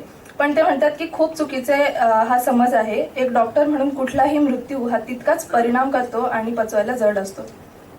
शेवटच्या काही प्रकरणात ते स्वतः त्यांच्या काही व्यसनांबद्दल व त्यांना वाटणाऱ्या त्यांच्यातील वाईट गुणांबद्दल वर्णन करतात. ते म्हणतात अनेक आत्मकथांमध्ये नेहमी स्वतःचे गुण व चांगल्या गोष्टींचे वर्णन आढळते पण दुर्गुण कोणी नमूद करत नाही. त्याचबरोबर वैद्यकीय क्षेत्र, सार्वजनिक रुग्णालय व समाजाभिमुखता याविषयी वर्णन आलेले आहे. पेशंट व डॉक्टरचा संवाद कसा असावा याचेही वर्णन केले आहे. हे पुस्तक वाचल्यावर आपल्याला लक्षात येते की डॉक्टरांनी रुग्णाकडे केवळ शास्त्रीय दृष्टिकोनातून व पुस्तकी ज्ञान वापरून पाहणे पुरेसे नाही, तर रुग्णाचे मन, त्याचा स्वभाव, त्याच्या भोवतालचे वातावरण हे सर्व लक्षात घेऊन त्याच्याशी सुसंवाद साधणे गरजेचे आहे. तर एकंदर हे पुस्तक म्हणजे एका संवेदनशील डॉक्टरचे सुंदर अनुभव कथन आहे. जर तुम्हाला एका हरहुन्नरी, अतिशय कर्तव्यनिष्ठ, अष्टपैलू, मैत्रीपूर्ण अशा व्यक्तिमत्वाला अनुभवायचे असेल व त्यातून प्रेरणा घ्यायची असेल तर नक्कीच हे पुस्तक एकंदर वाचावे. आणि आपण सर्व मेडिकोज आहोत म्हणूनच वाचावे असे नव्हे, तर सर्व क्षेत्रातील सर्व व्यक्तींनी हे पुस्तक वाचून यातून प्रेरणा घ्यावी असे मला वाटते. जर का रेटिंग द्यायची असेल तर 5 पैकी मी 5 स्टार हे पुस्तकाला देईल. तुम्ही सगळ्यांनी हे पुस्तक नक्की वाचा असं मी म्हणेन. धन्यवाद.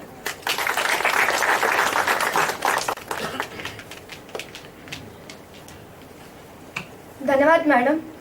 तर चला मित्रांनो, आता आपल्यातील काही सेवांकुरचे विद्यार्थी म्हणजे आपलेच मित्र आपल्यासमोर एक मजेदार स्किट सादर करतील. तर चला बघूया.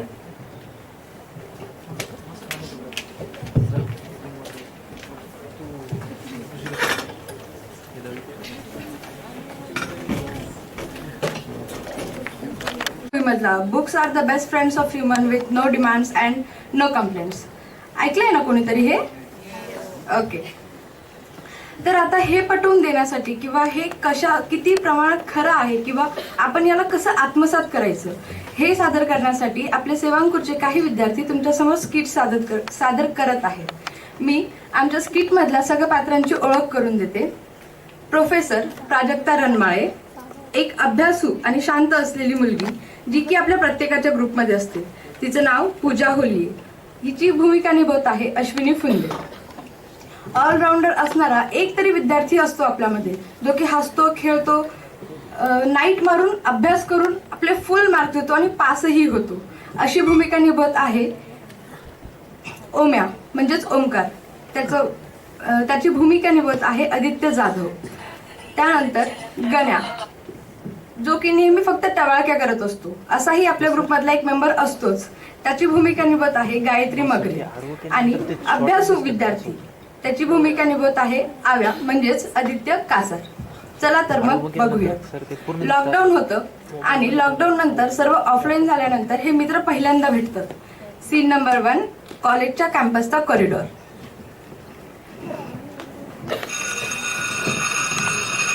अरे काय मग आव्या, तुझे आज तर फेवरेट मॅडमचं लेक्चर आहे. नाही ना मॅडम?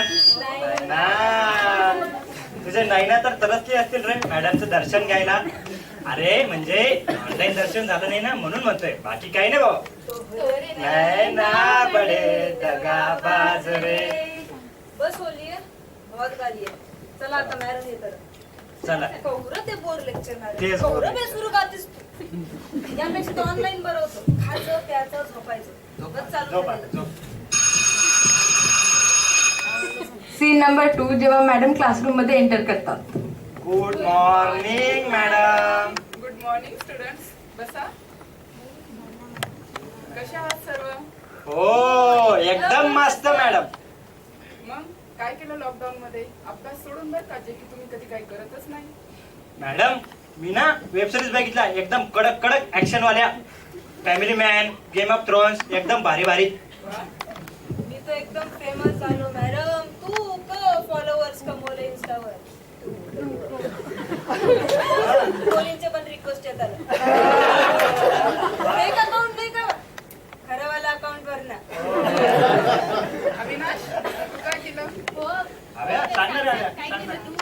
मी विशेष असं काही नाही केलं मॅम, मी फक्त ऑनलाईन लेक्चर्सच केले.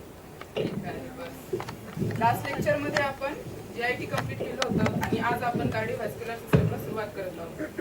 कोणी इंट्रो मध्ये काही सांगू शकेल का? हो मॅडम, कार्डिओव्हास्क्युलर म्हणजे हार्ट मॅम. हार्ट म्हणजे दिल ना. दिल म्हटल्यावर विशेष कळलंच ना मॅडम. अरे हव्या, मॅडम तर डायरेक्ट तुझ्या काळजावरच हात घातला रे. बाबा होतं तुझं काळज, तर पण तोडून गेली. अरे हव्या, काय कुसकुस चालली आहे? जल्ला खपलो का मी? हार्ट दिल ना. अदरकी आहे, अदरकी आहे, अदरकी आहे. दर्द दिलों के कम हो जाते. वाह वाह वाह. दर्द दिलों के कम हो जाते अगर प्रैक्टिकल के मार्क भक्कम मिल जाते. वाह वाह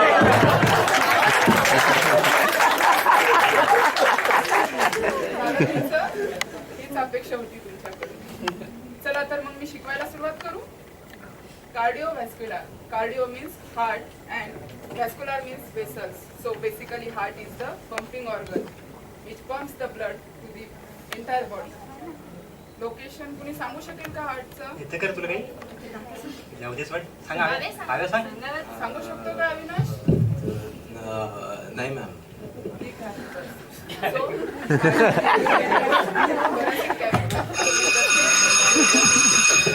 नेक्स्ट लेक्चर मध्ये आपण पुढचं सुरू करूया. चला झालं एकदाच कौर ते बोर लेक्चर.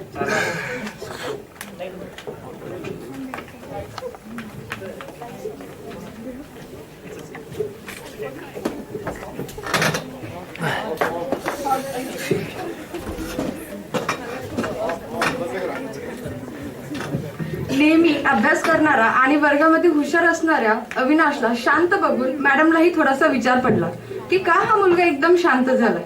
मॅडमने त्याला ऑब्झर्व केलं आणि जेव्हा केबिन मध्ये बसलेला होता तेव्हा बोलावून घेतलं. आता बघूयात त्यांच्यातला संवाद काय होतो.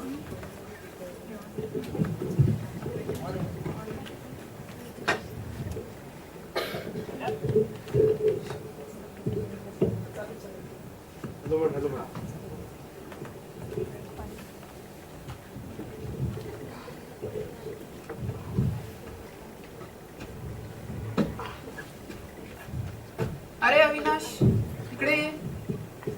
बस. काय झालं? लेक्चर मध्ये खूप शांत शांत वाटत होतं. नाही, असं झालं काही नाही मॅम. अरे नेहमी तर तू ऍक्टिव्ह असतो, उत्तर देतो प्रत्येक गोष्टीचे. मॅम, मागे एक्झाम दिल्यात बट मी फेल झालो. अरे पण तुझा अभ्यास तर रेग्युलर असतो ना, असं कसा फेल झाला तू? काही टेन्शन आहे का? मॅम, लॉकडाऊन मध्ये सर्वच ऑनलाईन, कसलं प्रॅक्टिकल नॉलेज नाही, कसला अनुभव नाही. आणि पहिल्यांदा जेव्हा टाइम टेबल आला मी एक्झामचा पूर्ण अभ्यास केला, पण एक्झाम पोस्टपोन झाल्यात. पुन्हा एक्झामचा जो मला अभ्यास केला, पण परत एक्झाम पोस्टपोन झाल्यात. मग नंतर हातात मोबाईल लागला, मग नंतर इंस्टा, व्हॉट्सअप, फेसबुक, पूर्ण वेळ रील्स बघण्यात जायला लागला, रील्स बनवण्यात जायला लागला. मग अभ्यासाची सवय सुटली आणि आता मी हातबल आहे, मी काय करू मला कळत नाही. अरे परत अभ्यास कर, जास्त मार्क्स घे, असं खचून नको जाऊस. तुम्हाला नाही समजणार ma'am. Exam, study, career, social media, girlfriend, हे सगळं कसं मॅनेज करू मी? अरे समजू शकते मी. विद्यार्थी जीवनात प्रत्येक विद्यार्थ्याला या गोष्टींना सामोरे जावंच लागतं. बोलणं सोपं आहे मॅम, जिस बंदे पे बीती है उसे ही पता चलता. एक्झॅक्टली अविनाश, मी सुद्धा विद्यार्थी असताना या सर्व गोष्टींना सामोरे गेलेली आहे. कदाचित तुझ्यापेक्षाही जास्त. इतपत की अगदी एकटी पडले होते. अगदी जवळची कुणी मैत्रीणही नव्हती. अशा वेळी मला साथ दिली ते माझ्या एका मित्राने.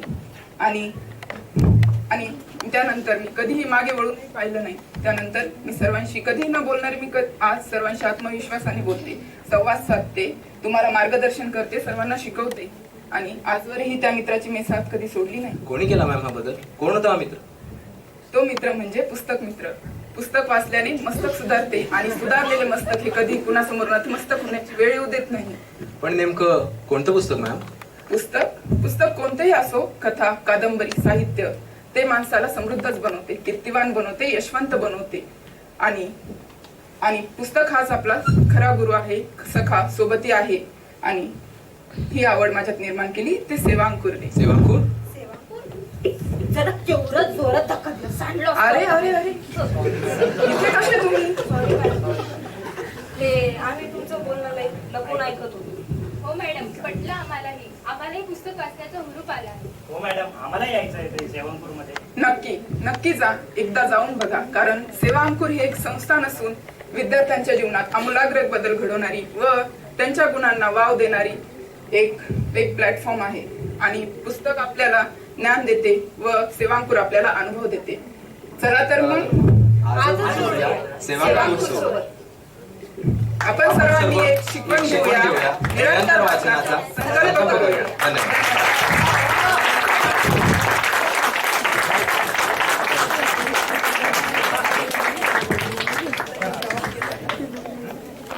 बिस्किट मजा आली? तर वळूया आपल्या पुढील कार्यक्रमाकडे. यानंतर मी रावी पाटील यांना आमंत्रित करते. मॅडम सायली कॉलेजच्या तृतीय वर्षाच्या विद्यार्थी असून त्यांच्याकडे वर्गप्रमुख ही जबाबदारी आहे.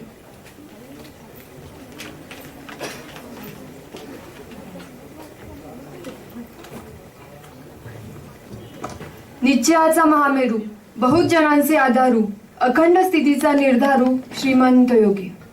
ज्या छत्रपती शिवाजी महाराजांनी स्वातंत्र्याचा अर्थ समजावला, इतकेच नव्हे तर स्वातंत्र्य मिळवून दिले आणि ते टिकवायचे कसे हेही शिकवले, त्या छत्रपती शिवाजी महाराजांवर आधारित रणजित देसाई लिखित श्रीमान योगी ही कादंबरी.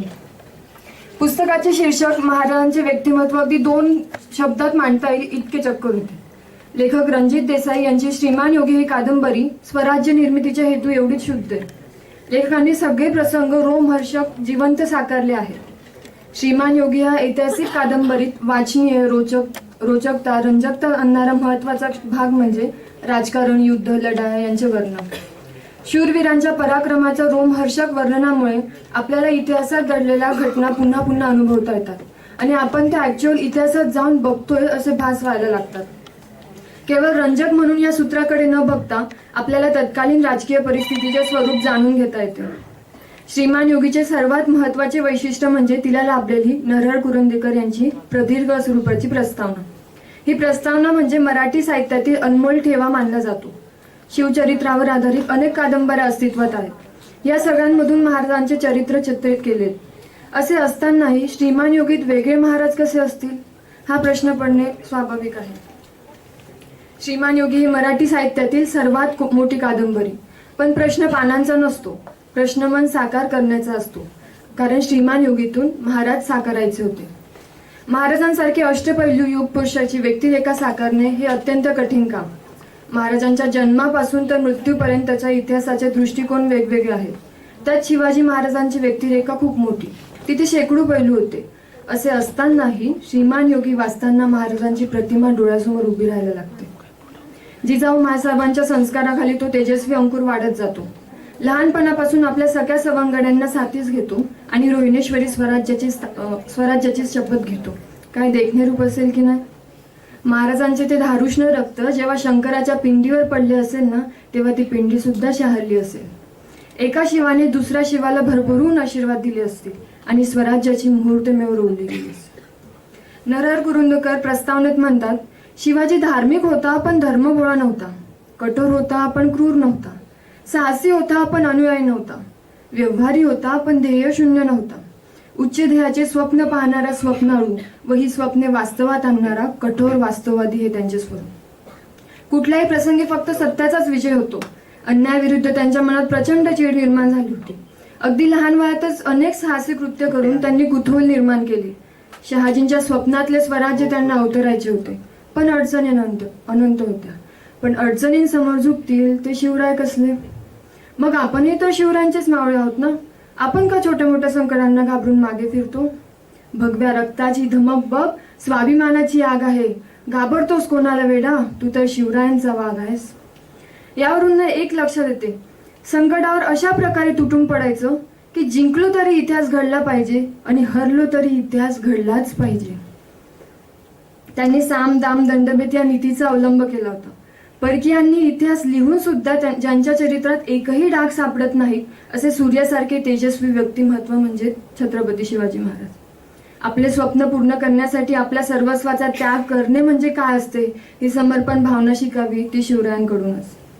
हे पुस्तक वाचल्यानंतर ना, म्हणजे स्वतःचा अनुभव, हे पुस्तक वाचल्यानंतर ते सळसळतं रक्त अंगात संचारायला लागतो, तो स्वाभिमान जागा व्हायला लागतो, तो धाडसीपणा यायला लागतो, ती समर्पणाची भावना निर्माण होते, तो स्त्रियांबद्दलचा आदर वाढतो, सत्याची बाजू घेऊन समाजासाठी निस्वार्थपणे लढण्याची शक्ती निर्माण होते आणि तो आदर्श डोळ्यासमोर उभा राहायला लागतो.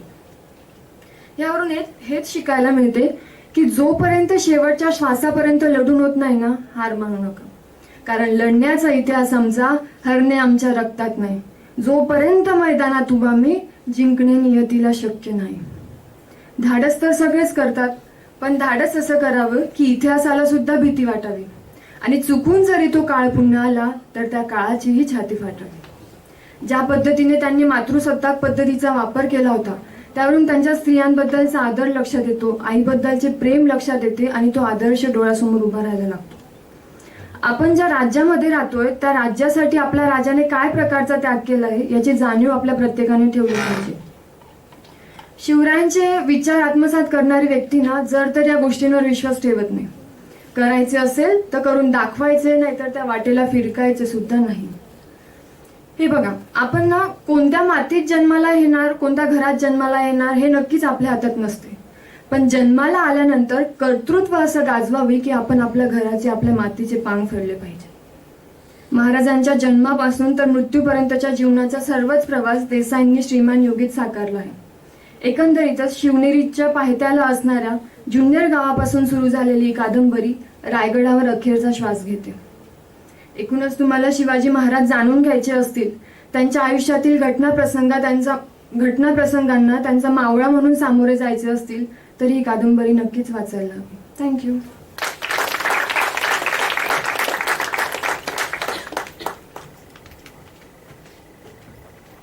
धन्यवाद राघवी मॅडम. यानंतर मी डॉक्टर हेमंत सरांना मंचावर आमंत्रित करतो. सरांचा परिचय मी आपल्या सर्वांना करून देतो. Doctor Hemant BNS. सरांचं MBBS हे कुर्नूल मेडिकल कॉलेज आंध्र प्रदेश येथून झालेलं आहे आणि सरांनी हॉस्पिटल मॅनेजमेंटमध्ये पोस्ट ग्रॅज्युएट डिप्लोमा केलेला आहे. सर सध्या हेडगेवार रुग्णालयात हाऊस ऑफिसर या पदावर जानेवारी 2022 पासून कार्यरत आहेत.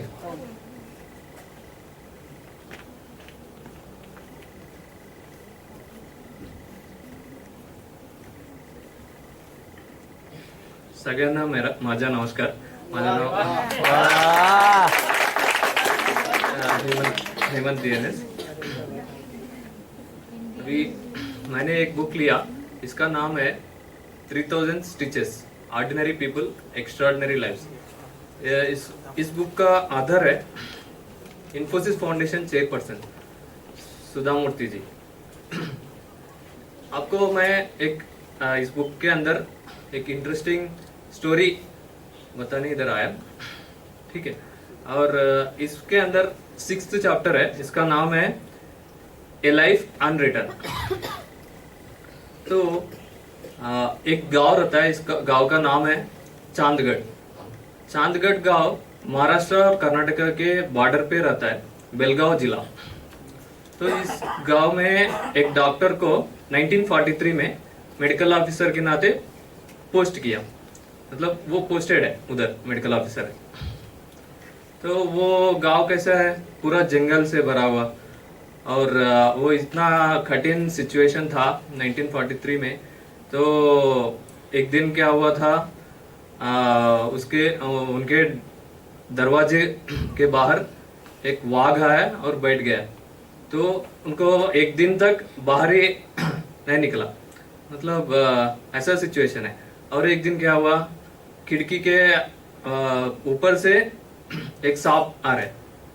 तो एक दिन क्या हुआ था, रात में 3-4 लोग आए और दरवाजे में टक टक टक कर रहे. तो उन्होंने खोला दरवाजा, तो वो लोग बोल रहे कि हमारे साथ आना डॉक्टर साहब, तो एक इमरजेंसी सिचुएशन है.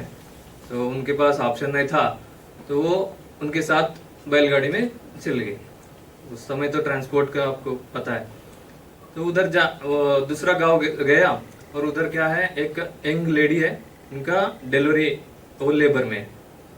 तो डॉक्टर ने बोला मैं सिर्फ MBBS किया मैं इतना एक्सपर्ट नहीं हूँ डिलीवरी करने के लिए, आपको दूसरा डॉक्टर को बुलाना पड़ेगा। तो एक गांव वाले क्या किया, डॉक्टर को अंदर रख के बाहर से लॉक कर दिया और उनके पास दूसरा ऑप्शन नहीं था। तो वो यंग लेडी ने बोली कि डॉक्टर साहब मुझे डिलीवरी नहीं करना है, मुझे ट्रीटमेंट इन मत दो। डॉक्टर साहब बोल रहे कि मैं डॉक्टर हूँ, मेरा काम है जान बचाने का। तो वो रात भर ऐसा प्रयास करके बहुत मुश्किल सिचुएशन से डिलीवरी हो गया। मतलब एक बूढ़ी औरत भी उनके घर में थे, तो वो दोनों मिलके डिलीवरी तो कर दिया, एक बच्ची पैदा हुई, बेबी पैदा हुई। तो डॉक्टर बाहर आ गए, उनको एक गांव वाले ने 100 रुपए दिया। उस समय 100 रुपए मतलब बहुत बड़ा अमाउंट है। तो डॉक्टर ने बोला मैं एक सीजर भूल गया अंदर, मैं लाता हूँ। तो उन्होंने अंदर गया और वो 100 रुपए उस लड़की को दिया और बोला कि तुम इधर से पुणे चले जाओ, पुणे में गोखले नाम पे एक मेरा दोस्त है, उधर जाओ, आपको मतलब लाइफ जीने के लिए वो उपाय देगा। तो उन्होंने बोली कि डॉक्टर साहब मुझे इस गांव के अलावा पता नहीं कैसे जाना है, मतलब मेरा नाम है RH कुलकर्णी, RH बोलना, गोखले सर रहता है उधर, तुम उधर जाओ और जाके उधर नर्सिंग कोर्स करो और नर्स बन जाओ, ऐसा बोलते हैं। तो इसके बाद क्या हुआ, वो नर्स बनी है। तो इस डॉक्टर के बाद भी ये सिचुएशन के बाद क्या बदलाव आया, ये बुक पढ़ के ना आप देख लीजिए, मतलब पढ़िएगा बहुत जरूर, ठीक है। और इस बुक का नाम है 3000 स्टिचेस। 3000 स्टिचेस मतलब 3000 टाके मराठी में। Ordinary people extraordinary lives. वो ऑर्डिनरी पीपल कौन है, मतलब एक्स्ट्राऑर्डिनरी कैसे बन गया, वो भी एक चैप्टर है, वो फर्स्ट चैप्टर है। और सेकंड चैप्टर में क्या है, हाउ टू बीट बॉयज। सुधा मूर्ति जी है ना, उनके जीवन में ऐसा सिचुएशन है, मतलब वो इंजीनियरिंग करना चाहती है। तो इंजीनियरिंग करना मतलब लड़कियों के लिए उस समय में बहुत मुश्किल है। और इतना मुश्किल है कि उनके क्लास में ना 60 बॉयज है और अकेली लड़की है। और उनके कॉलेज इलेक्ट्रिकल इंजीनियरिंग पढ़ी है, BBB इंजीनियरिंग कॉलेज है बेंगलुरु से। तो उनके कॉलेज में लेडीज का टॉयलेट भी नहीं है उस समय में। तो उस सिचुएशन में वो कैसे पढ़ी कॉलेज, और सब क्लास में 4 इयर्स 4 साल में पूरा क्लास टॉपर है। और इसके बाद उनके लाइफ में ये सिचुएशन के बाद वो कर्नाटक के अंदर जो कॉन्वेंट स्कूल्स में लेडीज टॉयलेट नहीं रहता है ना, 13,000 लेडीज टॉयलेट निर्माण हुई, मतलब इनके वजह से, इन्फोसिस फाउंडेशन की वजह से। और एक सिचुएशन है, वो लंदन एयरपोर्ट में कैसा है, प्लेन जाने के लिए लाइन पे क्यू पे खड़ी रहती है। तो उस समय क्या रहता है, इकोनॉमी बिजनेस क्लास दोनों तरफ रहता है ना, मतलब दोनों टाइप का रहता है फ्लाइट टिकट्स में। तो बिजनेस क्लास का टिकट बहुत ज्यादा रहता है प्राइस। तो उन्होंने बिजनेस क्लास के लाइन में क्यू में खड़ी है। तो बाजू वाला 2 लेडीज रहते हैं, तो उन्होंने बोले कि आप इस लाइन में नहीं आना है, उधर है ना बाजू इकोनॉमिक क्लास का, आप जैसे लोग का वो लाइन है, उधर से आना है, ऐसा बोलते हैं। तो इस सिचुएशन के बाद वो उस लेडीज को कैसे लाइफ के अंदर वो मतलब फिर से मिलते हैं, वो लेडीज 2 लेडीज है ना, फिर से मिलते हैं लाइफ में, कैसे उनको लेसन सिखाती है, वो भी आप पढ़ना है, ठीक है। और बहुत सारे 11 चैप्टर्स है टोटल, और एक चैप्टर एक स्टोरी है, बहुत इंटरेस्टिंग है, आप जरूर पढ़िएगा। Thank you so much.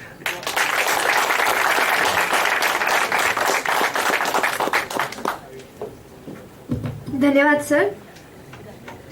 पुस्तकासारखा दुसरा कोणी मित्र नाही। पुस्तके आपली अंतरंगे खुली करतात, कधी चुकवत नाही आणि कधी फसवत देखील नाही। यानंतर मी शिवानी जयस्वालला आमंत्रित करते. त्या SCT कॉलेजच्या तृतीय वर्षाच्या विद्यार्थिनी आहेत.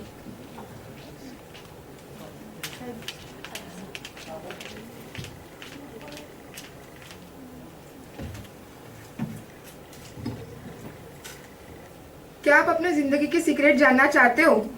क्या आप अनलिमिटेड पावर के मास्टर बनना चाहते हो? क्या आप अपने लाइफ में बहुत से पैसे, निरोगी शरीर कमाना चाहते हो? तो ये आपके लिए एक अच्छा चांस है और ये बुक आपके लिए है. मतलब यहाँ बैठा हुआ ऐसा कोई भी नहीं है जो अपने जीवन में कुछ ना कुछ ना चाहता हो. सबका अपने लाइफ में कुछ ना कुछ पर्पस होता है और कोई छोटा बच्चा भी अपने जीवन में कुछ ना कुछ चाहता है. तो जो हम चाहते हैं उसे कैसे पाए, इसका जो सीक्रेट है ये इस बुक में दिया गया है. बुक है द सीक्रेट. इसकी लेखिका है रोंडा बर्न. द सीक्रेट क्या है, ये बुक क्यों पढ़नी चाहिए, जो ये क्लेम करती है कि it will change your life, your thinking pattern, और आप जो सोच रहे हैं उसे कैसे अट्रैक्ट करें और अपने लाइफ में कैसे लाएं. ये बुक बेस है लॉ ऑफ अट्रैक्शन के कंसेप्ट पर. यानी ये बुक कहती है जैसा हम सोचते हैं वैसी ही सिचुएशन हमारी लाइफ में क्रिएट होती है. ये बुक क्यों और कैसी लिखी गई इसका डिस्क्रिप्शन शॉर्ट में बताती हूँ. इसकी जो लेखिका है रोंडा बर्न, उनके फादर की डेथ हो चुकी थी. वो काफी डिप्रेशन में जा चुकी थी. उसके बाद उनके डॉटर ने उन्हें सजेस्ट किया कि आप एक बुक पढ़ो जिसका नाम था science of getting rich. Book पढ़ने के बाद उनका लाइफ पूरी तरह से चेंज हो गई. उन्हें पता चलने लगा पॉजिटिविटी के बारे में. लाइफ को लेकर उनका जो थिंकिंग पैटर्न है वो चेंज होने लगा. लॉ ऑफ अट्रैक्शन की ओर उनका इंटरेस्ट बढ़ने लगा. उसके बाद उन्होंने बहुत से फेमस लोगों का इंटरव्यू लिया और जो लोग इस कंसेप्ट को जानते थे, मानते थे, उनको इंटरव्यू लिया और बहुत से रिसर्च करने के बाद उन्होंने ये बुक पब्लिश की. Book Puri K Puri law of attraction के कंसेप्ट पर ही बेस है. ये बुक पूरे 40 लैंग्वेजेस में अवेलेबल है. आप जो लैंग्वेज में कंफर्टेबल है आप पढ़ सकते हैं. ये बुक हमें रियलाइज कराती है कि हमारा पर्पस क्या है लाइफ में. ये बुक हमें बोलती है कि थॉट्स बिकम थिंग्स. मतलब थॉट्स कैसे थिंग बन जाएंगे. ये बुक कहती है कि हमारे थॉट्स की एक फ्रीक्वेंसी होती है. मतलब जो भी हम सोचते हैं और पर्टिकुलर टाइम तक हमारे ब्रेन में रखते हैं वो उस फ्रीक्वेंसी से वाइब्रेट होता है और उसी तरह की सिचुएशन हमारी लाइफ में क्रिएट होती है. मतलब जैसा हम सोचेंगे वो होगा ही होगा. पॉजिटिव सोचो या निगेटिव सोचो ये होता ही है. लेकिन इस हिसाब से तो ऐसा कोई भी नहीं है जो अपने लिए बुरा सोचता है. सब अपने लिए अच्छा ही सोचते हैं. सब यही कोई भी ऐसा नहीं सोचता कि मेरा एक्सीडेंट हो जाए या मैं कहीं फेल हो जाऊं या मैं कहीं गिर जाऊं. सब अपने लिए अच्छा ही सोचते हैं. तो इस हिसाब से तो ये कैसे होगा, सब अच्छा ही सोचेंगे. तो इसके 2 रीजन है. हमारा जो फोकस होता है वो पॉजिटिव थिंक पर ना होकर निगेटिव चीजों पर ज्यादा होता है. मतलब हम जो चाहते हैं वो नहीं सोचते, जो न चाहते हैं वो सोचते. मतलब इसका एग्जाम्पल लिए तो अगर मैं ऐसा सोचूं कि मुझे आज लेट नहीं होना है तो उसी दिन मैं लेट हो जाऊंगी. या फिर मैं ऐसा सोचती हूँ कि बाबा मुझे मेरी बस नहीं छूटनी चाहिए तो उसी दिन मेरी बस छूट जाएगी. मतलब हमारा फोकस कहाँ है, निगेटिव चीजों पर. तो जहाँ हमारा फोकस होगा वही चीजें हमारे लाइफ में होंगी. और एक दूसरा भी इसका पॉइंट है कि जो हम सोच रहे हैं मतलब वो तो होगा ही, पर जो हम महसूस कर रहे हैं वो भी होगा. So focus on feelings also. तो जो भी हम चाहते हैं, जो हम करना चाहते हैं उसके बारे में सोचो पर उसको महसूस भी करो. और इसमें और भी एक पॉइंट अच्छा दिया गया है बुक में कि टाइम डिले को लेकर. मतलब अगर मैं ऐसा सोच रही हूँ कि बाबा मुझे मर्सिडीज चाहिए तो मर्सिडीज मेरे सामने प्रकट नहीं हो जाएंगी. मुझे उसके लिए एक टाइम लगेगा, एक टाइम डिले होता है. मतलब अगर मुझे मर्सिडीज चाहिए तो हमें हमेशा मर्सिडीज के बारे में ही सोचती रहूंगी, उसको ही फील करती रहूंगी. तो मुझे उस तरह की मेहनत भी करनी होगी, उस बारे में हमेशा सोचना भी पड़ेगा. तो उस तरह से हमारे लाइफ में जो हम चाहते हैं वो आएगा. मतलब उस हिसाब से इस तरह से उसके लाइफ में मर्सिडीज आएंगी जो भी सोचेगा. और मतलब और भी एक ऐसा है कि बाबा अगर सिर्फ फोकस करो कि जो हम सोच रहे हैं वो तो होगा और फील कर रहे हैं वो भी होगा. जैसे कि कोई गरीब बच्चा अगर सोच रहा है कि मुझे रोटी चाहिए आज, तो उसका फोकस रोटी पर है तो उसे रोटी मिलेगी. पर दूसरा कोई बच्चा अगर पिज्जा सोच रहा है तो उसे पिज्जा मिलेगा. मतलब जहाँ उसका अट्रैक्शन होगा वही उसको मिलेगा. तो हमें जो चाहिए उस पर फोकस करो, उसको अपने लाइफ मतलब उसको फील करो और अपने लाइफ में लाओ.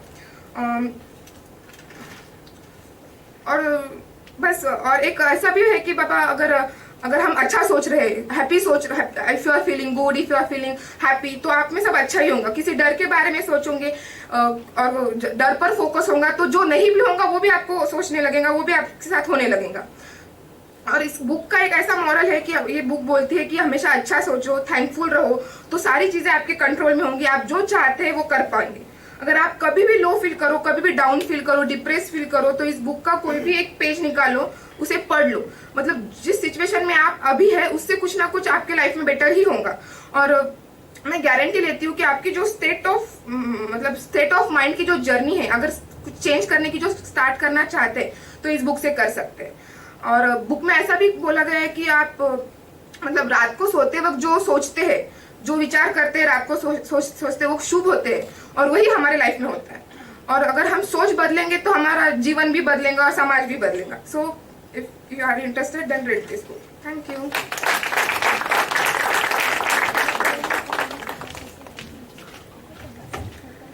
धन्यवाद शिवानी मॅडम। मित्रांनो, यावरून आपल्याला असं लक्षात येते, माणसाला दोन गोष्टी हुशार बनवतात, एक म्हणजे भेटलेली माणसं आणि दुसरी म्हणजे वाचलेली पुस्तकं। मित्रांनो, यानंतर मी मयुरी चव्हाण यांना मंचावर आमंत्रित करतो। मॅडम फोस्टर कॉलेजमध्ये अंतिम वर्षाचं शिक्षण घेत आहे।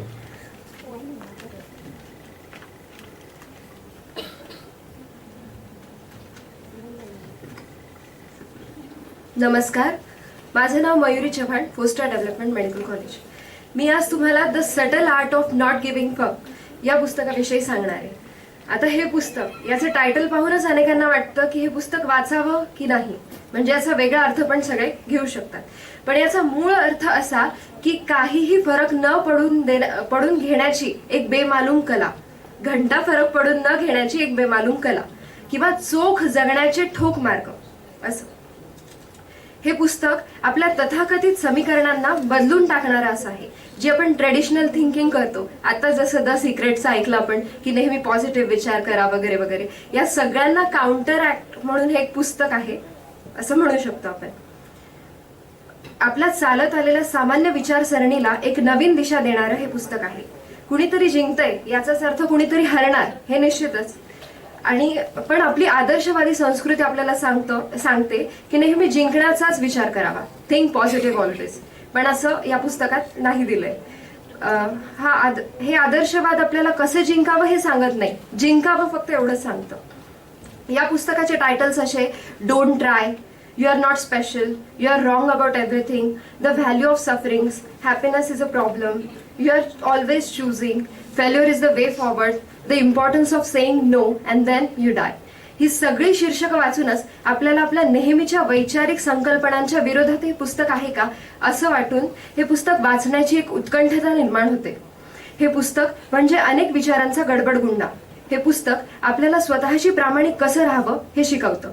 हे पुस्तक आपल्याला स्वतःला स्वीकारून पुढे जाण्याचा एक मार्ग दाखवतं। लेखक म्हणतात, आपली आदर्शवादी संस्कृती ही अवास्तव सकारात्मक अपेक्षांवर अवलंबून आहे। हेच पॉझिटिव्ह थिंक, नेहमी आनंदी राहा वगैरे वगैरे, स्वस्थ रहा, उत्कृष्ट बना, श्रीमंत बना, प्रसिद्धी मिळवा इत्यादी। पण ते प्रत्यक्षात मात्र शक्य नसतं। आपण नेहमीच आनंदी राहू शकत नाही किंवा नेहमीच उत्कृष्टही बनू शकत नाही। हीच आदर्शवादी संस्कृती यातून आपल्याला आपल्या कमतरतेची किंवा लॅकिंगचीही जाणीव करून देते। उदाहरणार्थ, आदर्शवाद सांगतो की उत्कृष्ट बना, याचा अर्थ तुम्ही स्वतःला उत्कृष्ट समजतच नाही, किंवा सकाळी उठून आरशात बोला की आपण खूप सुंदर आहोत, आपण खूप सुंदर आहोत, याचाच अर्थ तुम्ही स्वतः सुंदर नाहीयेत असंच तुम्ही स्वतःला समजता। यावर लेखक म्हणतात, the smallest dog barks the loudest, म्हणजेच एखादा मनातून आनंदी असलेला व्यक्ती त्याला हे सांगावं लागत नाही की मी मनातून खूप आनंदी आहे, किंवा एखादा श्रीमंत व्यक्ती त्याला हे मुळात सांगावंच लागत नाही की आपण किती श्रीमंत आहोत। त्यामुळे ही अवास्तविक सकारात्मकता आपल्याला आपण जे नाही आहोत हे दाखवण्याचा प्रयत्न करत असते। आपल्या दैनंदिन जीवनात बऱ्याचशा किंवा क्षणोक्षणी काहीतरी घटना घडत असतात। त्यातल्या काही घटना खूप महत्त्वाच्या असतात किंवा काही अगदी क्षुल्लक। त्यातल्या कोणत्या विचारांना आपण महत्त्व द्यायला पाहिजे आणि कोणत्या नाही हे लेखकांनी अतिशय उत्कृष्टरित्या आपल्याला पटवून दिलं आहे। लेखक म्हणतात, the key to good life is not giving an importance about more, it's giving an importance about less and only what is true, immediate and important. ते म्हणतात, you don't have to live a life the way that people prescribe. You don't have to care about everything that's happening all around the world. You have to preserve where you spend your energy. You have to preserve where you spend your attention. थोडक्यात काय तर हे पुस्तक आपल्याला मर्यादा जाणून घेऊन भीती, उणीवा, दोष, अनिश्चितता यांना पार करून पुढे जायला शिकलं की माणूस जिगरबाजपणे कसा यशाला गवसणी घालतो हे सांगतं। आनंद, मूल्य, मर्यादा, प्रयत्न, भावना, यातना, चुका, अविश्वास, परिस्थिती या नानाविध मानवी मूल्यांचे सखोल या पुस्तकातून दिसते. या पुस्तकातून लेखक जणू आपल्याशी गप्पाच मारतात असं वाटतं. आपला एखादा मित्र जसा आपल्याला काही गोष्ट समजावून सांगण्यासाठी 4 आपुलकीच्या शिव्या हसडून गोष्ट समजावतो, अगदी तसंच लेखकाने जीवनमूल्य अगदी स्पष्टपणे मांडली आहेत. त्यामुळे काही ठिकाणी बंडखोर भाषेचा प्रयोग केलेला आहे. याच्या शीर्षकावरूनच हे तुम्हाला दिसेल. हे पुस्तक आपल्याला आपल्या आयुष्यात डोकवण्याची संधी देतं. या पुस्तकात लेखकांनी मांडलेले प्रश्न आपल्या जीवनाशी तंतोतंत निगडीत वाटतात. त्यामुळे आपण ह्याला रिलेट करू शकतो.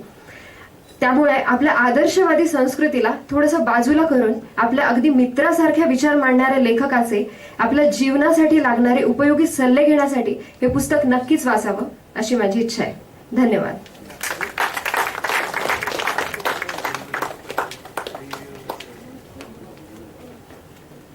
धन्यवाद मॅडम. पुस्तकप्रेमी मनुष्य बुद्धीने श्रीमंत आणि मनाने सुखी असतो. तर यानंतर मी सोनाली ठाकरे यांना मंचावर आमंत्रित करते. या फोस्टर कॉलेजमध्ये अंतिम वर्षाचे शिक्षण घेते.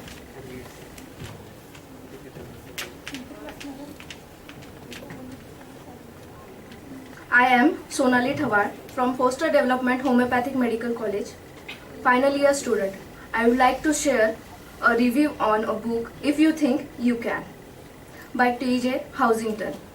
In this book, author T.J. Housington have given 13 laws that helps you to become successful person in your life. At the end of each chapter, given an activity to do that makes this book very interesting. Behind every successful person, there is a story. There is some efforts, some techniques, some habits they have developed to achieve success. Author of this book travel lots of countries and have done research on successful peoples. How they think, what they do, how they do, what are common things in all of them, how to handle the situations in their life. This book tells us about how to start believing in yourself. Laws are explained in simple language with examples, and concepts are explained in the story form that clears your mind, and what further you have to do in your life that explains in this book. If you are stuck into your life, my suggestion is to read this book. We apply some of this law unconsciously in our day-to-day life, but we ignore it. No one gonna tell you what do you want from your life. I would like to share some laws from this book. Master your thinking. Author have focused on thinking. How to stop overthink. You can't stop thinking. Sometimes something is going on to your mind. How to stop thinking unnecessarily, that is mentioned in this law. What is major difference between successful and unsuccessful? What leads them to be unsuccessful?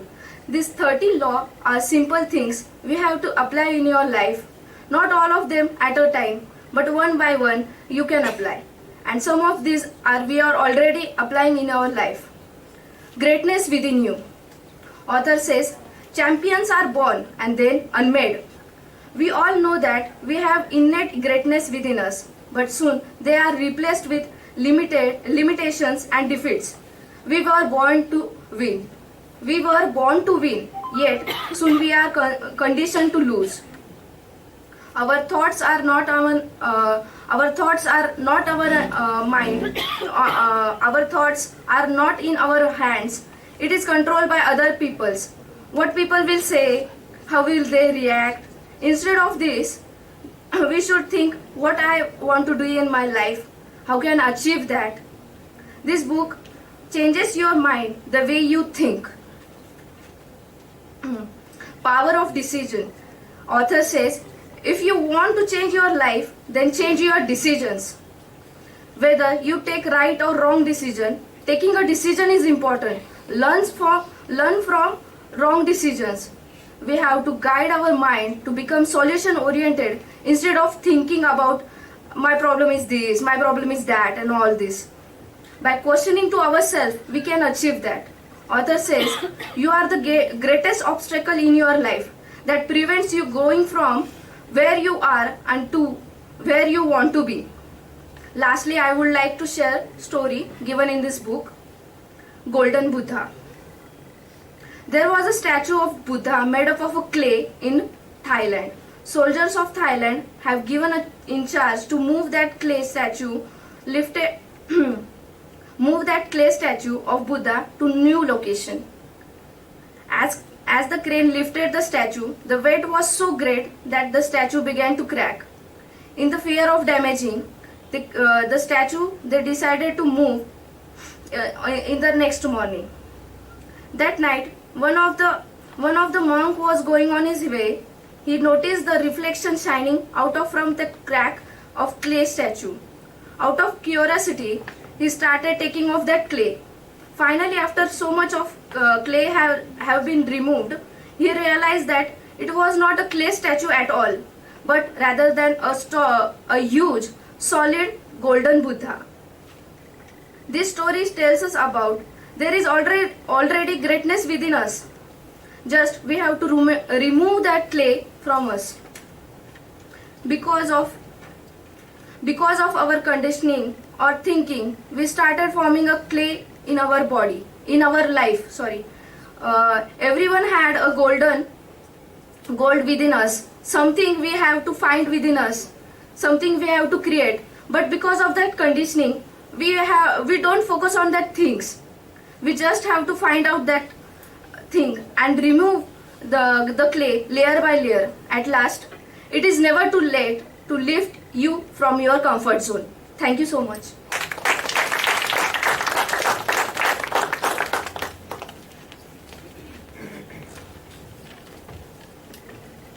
धन्यवाद madam.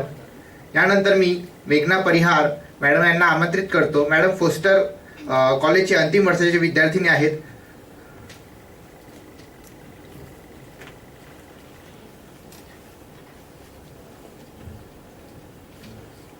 Hello everyone, good evening. I am Meghna Parihar, final year student from Foster Development Homeopathic College, Aurangabad. I would like to give review on book Unleash Your Memory. Written by memory coach and public speaker Chandradhar Dixit, also runs the podcast Rediscover Myself. Unleash Your Memory is your guide to unleash the invisible power of your mind using simple, foolproof memory system. And you can become more effective, more inventive and more invincible at work, in games, at academics and in short, all walks of your life. In this book, author describes a comprehensive course to improve your memory gradually. Author takes you step by step through a memory skill program, showcasing all of its proven techniques which help him transforming his life. According to experts, how the brain responds to basic memory training, this book offers strategies, tips, and that will enhance your mental abilities and a realistic yet impressive rate. What this book can do for you.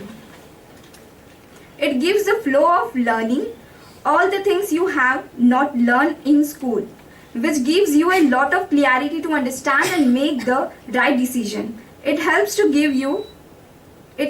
be mentally and physically disciplined, explains why it is important.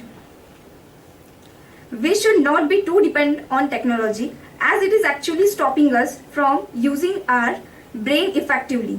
Using the methods in this book, you will have better recall, you can read and learn better.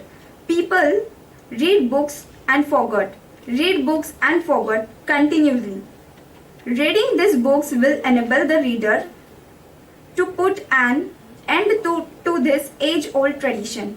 It has a method, they do work and actually show significant result. It also explains how creatively play a crucial role. It also explains how creative plays a crucial role in enhancing the memorizing ability by using this book. You can store the information and retrieve it whenever you need any of it. You will learn to use mental map to lock in and connect 100 or even 1000 of ideas in your long-term memory. the simple mental technique for remembering names without anxiety or social discomfort.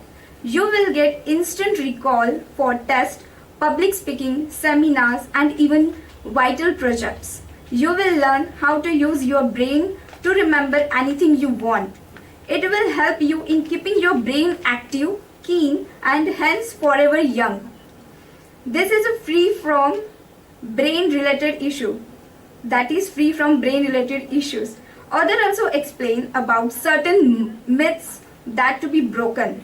I am too old to learn new skill. The truth is age is just a number. Older people can learn multiple new skills with a growth mindset and with the right belief system. I have a bad memory or I can't remember too many things. The truth is our brain is just like our muscles.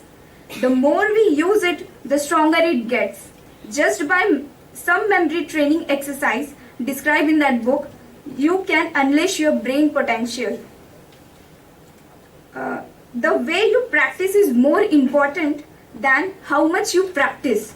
Author also describes or explains about to use certain relevant strategies unique to yourself, unique to your learning style rather than an ineffective learning.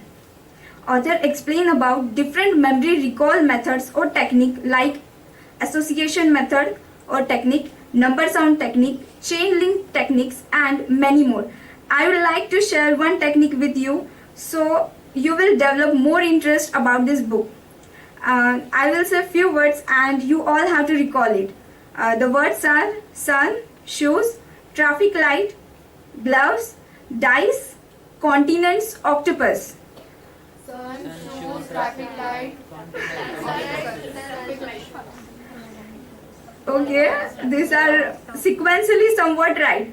The first one was the sun. How I associate or correlate this, there is only one sun in the universe. The second sequence was the shoes. There are 2 shoes we wear every time. And the third one was the traffic light. 3 lights are present. The fourth was the car because the car have the 4 wheels. And the fifth one was the gloves. We wear the finger gloves, and gloves is the 5 fingers of the gloves. And the sixth one was the dice, 6 sides of the dice. 7 was a continent, 7 continents in the world. And the 8th one was the octopus, 8 limbs of the octopus. And many more techniques are there. You also can watch, you also can read that. And we are all the students, we have to read many more books. And by relating and correlating these techniques, we can remember many more things in our life, and we can learn and grow furthermore in our life. So I want to, so thank you.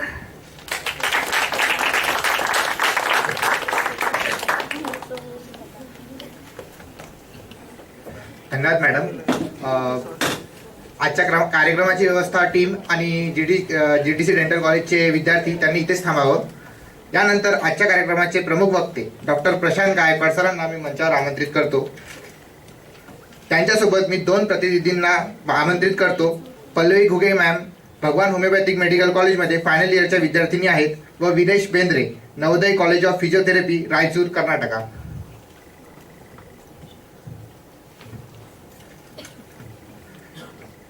आणि मी सरांचा परिचय आपल्या सर्वांना करून देतो. सरांचं MBBS हे MGM medical college Aurangabad येथून झालेलं आहे आणि MD एनेस्थीसिया हे गव्हर्नमेंट मेडिकल कॉलेज नागपूर येथून झालेलं आहे.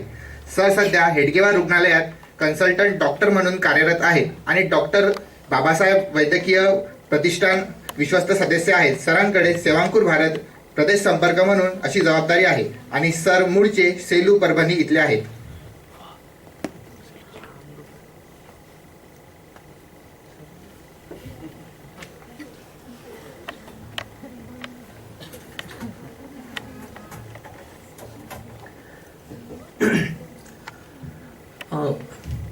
सर्वप्रथम तर मला सर्वांचं कौतुक करावं वाटतं. अभिनंदन आणि कौतुक.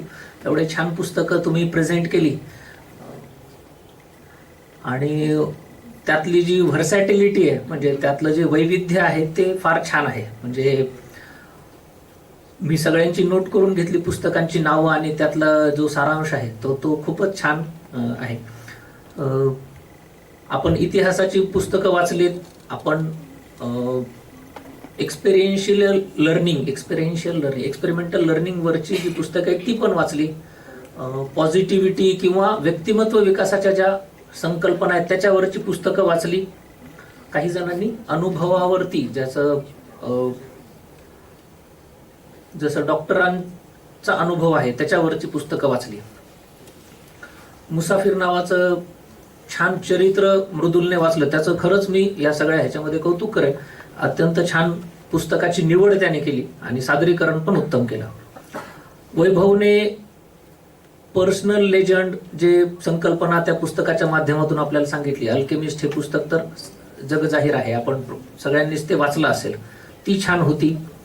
ऋषिकेशने छावा आणि श्रीमान योगी सादर करणारी राघवी त्यांनी इतिहासाची पुस्तकं वाचली. बरेचदा आपण असे ऐकतो की जे माणसं इतिहास विसरतात ते परत इतिहासातल्या चुका करण्यासाठी बाध्य असतात. असं एक those people who forget the history are condemn to repeat it अशा अर्थाचं एक वाक्य आहे. त्यामुळे इतिहासाची पुस्तकं आणि तीही जाडजूड पुस्तकं वाचली त्याच्याबद्दल त्यांचं अभिनंदन. समिधा नावाचं दिव्याने खूप छान पुस्तक वाचलं. आपण सेवांकुरच्या प्लॅटफॉर्मवर आहोत, सेवांकुरचे सदस्य आहोत, डॉक्टरी क्षेत्रात आहोत, सेवा देणाऱ्या क्षेत्रात आहोत. समिधा नावाचं उत्तम पुस्तक तिने वाचलं, त्याबद्दल तिचं पण अभिनंदन. खालिद हुसेनीचं काईट रनर ऋतुजाने हे केलं, ते इंटरनॅशनल बेस्ट सेलर बुक आहे, त्याचे भरपूर अनुवाद झालेले आहेत. अशा प्रकारचं पुस्तक वाचण्याची कल्पना तिच्या मनात आली, ह्याबद्दल तिचं कौतुक. खूप छान असं ते त्याच्यामध्ये टू बी गुड अगेन नावाचे जो तिने संकल्प मांडला, तर आपण सगळेच तसं आजपासून का होईना प्रयत्न करूया, to be good again whatever the things we have left behind, अशा प्रकारचं. डॉक्टर पेशंट रिलेशनशिप सांगणारं वॉर्ड नंबर 5 KEM समृद्धीने वाचलं. खूप छान पुस्तक आहे. RDB सरांची टेक्स्ट सर्जरीच्या टेक्स्ट बुक्स आम्ही वाचलेल्या आहेत आणि त्यांचं चरित्रात्मक पुस्तक वाचलं, तिचं पण अभिनंदन. हेमंत तसा आपल्या प्रदेशातला नाही, म्हणजे आंध्रामधून शिक्षण घेऊन आलेला, पण त्याने सुद्धा त्याला जे भावलं ते पुस्तक सादर करण्याचं त्याने ठरवलं आणि अत्यंत कमी वेळात, म्हणजे 2च महिने झाले त्याला, एक महिना पण नाही झाला त्याला इथे येऊन, पण अशा प्रकारचं धाडस त्याने केलं, त्याबद्दल त्याचं कौतुक.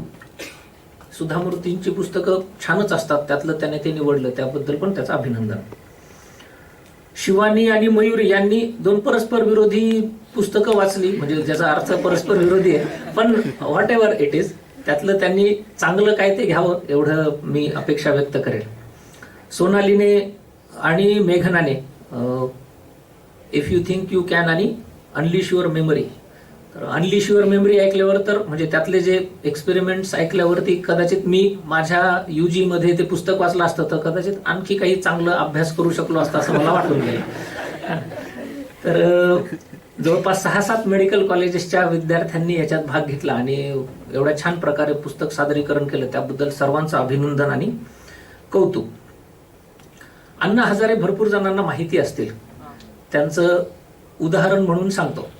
अण्णा हजारे हे आधी मिलिटरीमध्ये सैनिक होते आणि एका युद्धामध्ये, मला वाटतं 1972च्या युद्धामध्ये त्यांचे साथीदार सर्व सैनिक त्यांच्यासोबत, म्हणजे ते अण्णा हजारे काही मोठ्या पदावर नव्हते, त्या पदामध्ये ते बहुतेक ज्याला ड्रायव्हर किंवा भोजन करणारे अशा गटातलेच होते. त्यांच्यासोबतची सर्व मंडळी त्या युद्धामध्ये मरण पावली आणि हे एकटेच उरले. तर आपल्या सोबतचे 10-12 जण जे आपण दिवस रात्र एकत्र होतो आणि ती लोक एका क्षणात नाहीशी झाल्यावरती ज्या काही डिप्रेशनच्या भावना मनात येतात, अशा भावना घेऊन ते आपल्या गावी परत आले होते आणि सतत प्रवासामध्ये त्यांच्या मनात सुसायडल टेंडन्सीज येत होत्या. आणि सुसायडल टेंडन्सीज येत असताना रेल्वेची वाट पाहत ते प्लॅटफॉर्मवर बसले होते आणि रेल्वे कधी येते आणि मी कधी जीव देतो अशा विचारात असताना त्यांनी विवेकानंदाचं एक पुस्तक तिथल्या रेल्वे स्टेशनच्या स्टॉलवरून घेतलं आणि ते वाचायला सुरुवात केली. ते पुस्तक वाचल्यावर त्यांना जीवनाचा वेगळा दृष्टिकोन समजला आणि तेव्हापासून त्यांनी स्वतः असं लिहून ठेवलं की तेव्हापासून मी माझं जीवन जे काही उरलंय मी असंही संपवणारच होतो, पण आता त्या जीवनातून काहीतरी पॉझिटिव्ह घडवूया अशा प्रकारचा विचार करून माझं जीवन हे माझं नाही, आता समाजाचं आहे असं म्हणून त्यांनी कामाला सुरुवात केली. मला सांगायला अत्यंत आनंद होतो, अशा अण्णा हजारेंनी आपण जिथे ज्या वास्तूत बसलोय हेडगेवार रुग्णालय, याच्या मुहूर्त मेढीला अण्णा हजारे आपल्या उद्घाटन प्रसंगी होते. तर एक पुस्तक माणसाची जीवनाची दिशा कसं बदलू शकते ह्याचा हा प्रसंग होता. आजकालची जनरेशन असं म्हणतात की ती वाचत नाही, पण आजचा हा जो कार्यक्रम जे कोणी आभासी पद्धतीने किंवा प्रत्यक्ष पाहतायत त्यांना नक्कीच हे कळेल की आजकालची जनरेशन वाचते आणि वैविध्यपूर्ण वाचते. वाचतच नाही तर त्यातले विचार अत्यंत चांगल्या शब्दात ज्याला काय म्हणून एक्सप्रेस करण्याची त्यांच्याकडे क्षमता आहे. आणि मला तर अत्यंत आनंद होतो की अशा खूप छान विचार करणाऱ्या, वाचणाऱ्या, एक्सप्रेस होणाऱ्या विद्यार्थ्यांसोबत माझं रोजचं काम आहे. सेवांकूरचा एक प्रतिनिधी म्हणून अशा विद्यार्थ्यात वावरताना मला फार आनंद होतो. जसं तिने सांगितलं की age is just a number, तसंच आमचं म्हणजे तुपकरी सर इथे बसलेले आहेत, तर age is just a number. आम्ही तरुणामध्ये राहतो तर आम्हाला तरुण असल्यासारखंच वाटतं आणि त्याचं दर कार्यक्रमामध्ये त्याचं जे फिलिंग आहे ते आनंददायीच असतं. आजचा कार्यक्रम पण तुमचं जे पुस्तकांचं अनुभव, पुस्तकांचं जे एक्सप्रेस करणं होतं त्याच्यातून आम्हाला नक्कीच आणखी 10 वर्षांनी तरुण झाल्यासारखं वाटतंय. साधारणपणे ह्या सगळ्यांनी पुस्तकं वाचली तर प्रत्येकाचा वाचनाचा एक पिंड असतो, असं माझा आतापर्यंतचा अनुभव आहे. आणि जसं मी साधारण 7वी 8वीला असल्यापासून पुस्तकं वाचायला सुरुवात केली, म्हणून कदाचित ती शिक्षा म्हणून मला इथे बोलवलंय तुम्ही. पण साधारणतः जेव्हा मराठी माणूस पुस्तक वाचायला सुरुवात करतो तो पु ल देशपांडे, वपू काळे इथपासून ते छावा, श्रीमान योगी आणि असं करत करत शेवटी एका टप्प्यावर पोचतो की त्याला असं वाटतं की आता माझं म्हणजे तेव्हापासूनचा आत्ताचा प्रवास नक्कीच प्रगल्भ असतो, प्रगल्भ करणारा असतो. आपण कुठे थांबतो त्यावर ते ठरतं. सेवांकूरमध्ये आपण येतोय आणि सेवांकूरमध्ये वाचनकट्टा म्हणून आपण कार्यक्रम घेतोय, तर मला असं निश्चित वाटतं की आपण पण या गोष्टीचं चिंतन करावं. मी पुस्तक वाचत नसेल तर आजपासून पुस्तक वाचन सुरू करावं. पुस्तक वाचत असेल तर मी आतापर्यंत काय वाचलंय आणि मला काय आवडतं, काय भावतं हे नक्की करावं. आणि ज्यांना खूप पुस्तकं वाचून झालीत त्यांनी मग विषय बदलावा, असं माझी एक सेवांकूरचा सिनियर कार्यकर्ता म्हणून सगळ्यांना आव्हान असेल. कथा, कादंबऱ्या आणि स्टोरी बुक्स ह्या काही निश्चित काळापर्यंत आपल्याला आनंद देतात, पण वैद्यकीय विद्यार्थी म्हणून निश्चितच आपण ओपिनियन मेकर असतो समाजातली आपण क्रीम आहोत.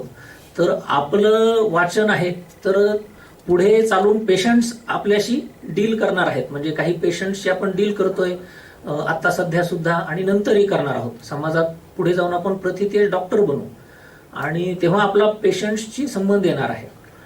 तर माझं एक मत असावं, हे मात्र आपण निश्चित या वाचनकट्ट्यापासून ठरवूया की माझं जे काही समाजात चाललंय त्याच्याविषयी पॉझिटिव्ह, निगेटिव्ह माझं स्वतःचं काही मत असावं. ते मत अनबायस्ड, म्हणजे ज्याच्यामध्ये बायस नाहीये कुठला, की मी या संस्थेचा, या संघटनेचा आहे किंवा माझं विचारसरणी असे, माझे वडील इकडे जातात, माझे वडील, असं न करता आपल्या स्वतःच्या अनुभवावरून आणि आपल्या स्वतःच्या वाचन पद्धतीवरून आपलं स्वतःचं एक मत असावं असं मला वाटतं. ते मत आपण बनवावं जेणेकरून जे पेशंट्स आपल्याकडे येणार आहेत त्यांनाही असं वाटलं पाहिजे की मी या डॉक्टरांचं मत ऐकलं तर त्यांचं मत मात्र निश्चित माझ्यासाठी चांगलं असतं, ते अनबायस्ड असतं आणि छान असतं. समाजात जे लोक, आपण सध्या तुमचे मित्रमंडळी कॉलेजमध्ये मजा करत असतील, पण तुम्ही 40-50 लोक इथे जमलेला आहात, तर याचा अर्थ निश्चितच आपण काहीतरी वेगळे करणाऱ्या गटातले आहोत. तर वेगळे करणाऱ्या गटातले असून आपले विचार सुद्धा वेगळे असावेत आणि समाजाला दिशा देणारे असावेत, असं माझी एक अपेक्षा आपल्या सर्वांकडून मी व्यक्त करतो. आपल्या वाचनाच्या प्रवासामध्ये भारतीय परिप्रेक्ष्य नक्कीच असला पाहिजे. म्हणजे आपण काही फॉरेन ऑथर्सची पुस्तकं वाचली, पॉझिटिव्हिटी वगैरे या ज्या संकल्पना आहेत त्या पाश्चात्य आहेत. भारतीय चिंतनाची बैठक यापेक्षा निश्चितच वेगळी आहे. ज्या कोणी लोकांनी पर्सनॅलिटी डेव्हलपमेंट कॅम्प सेवांकूरचा केलाय त्याच्यामध्ये सफल जीवन, सार्थक जीवन असेल किंवा विविध चर्चा सत्र असतील, ह्या सगळ्यामध्ये त्याचा आपल्याला परिचय होतच असतो. आपल्या मागे 2 फोटोज आहेत, त्याच्यापैकी एक डॉक्टर बाबासाहेब आंबेडकरांचे, जे स्वतः त्यांची खूप मोठी लायब्ररी होती आणि पुस्तकप्रेमी म्हणून प्रसिद्ध आहेत. आणि माझ्या मागे ज्यांचं चित्र आहे ते डॉक्टर हेडगेवार. ते डॉक्टर असून सुद्धा ज्यांना आपण सोशल डॉक्टर असं म्हणू शकतो, त्यांनी पुस्तकं वाचली की नाही, पण पुस्तकं ज्यांच्यावर पुस्तकं लिहू शकतील अशी असंख्य माणसं डॉक्टर हेडगेवारांनी घडवली. तर सेवांकुर म्हणून आपण जी लर्निंग करतो ती एक्सपेरियन्शियल आहे, एक्सपेरिमेंट आपण जे अनुभव घेतो त्याच्यावरची आहे आणि त्याच्यासोबत पुस्तक आपले सोबतही आहेत. आणि ह्या सगळ्या सेवांकुरच्या प्रवासामध्ये आपण सगळेच या गोष्टीचा अनुभव घेऊया. हा कार्यक्रम सफल करण्यामध्ये इथली जी काही मंडळी आहेत त्यांनी काही निश्चित विचार करून हा कार्यक्रम ऑर्गनाईज केला आहे आणि त्या ऑर्गनाइज कार्यक्रमामध्ये त्यांनी पुस्तकांना महत्त्व दिलंय. याचाच एक भाग म्हणजे ते स्वतःही इथे पुस्तकाचा स्टॉल बाहेर त्यांनी लावलेला आहे.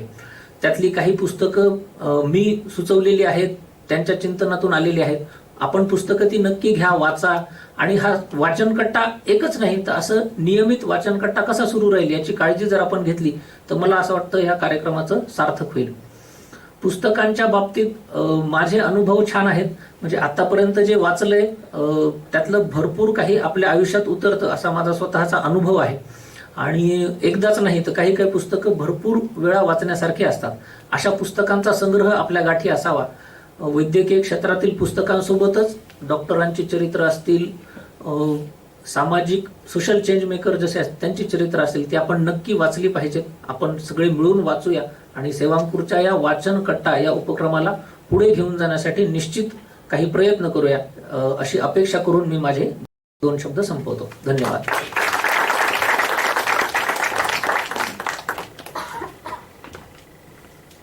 धन्यवाद सर. मी प्रतिनिधींना विनंती करते त्यांनी खाली आपली जागा ग्रहण करावी. यानंतर मी आभार प्रदर्शनासाठी वैदिक चौकीदार यांना आमंत्रित करते. या CSMSS आयुर्वेदिक कॉलेज येथे 3य वर्षाचे विद्यार्थी.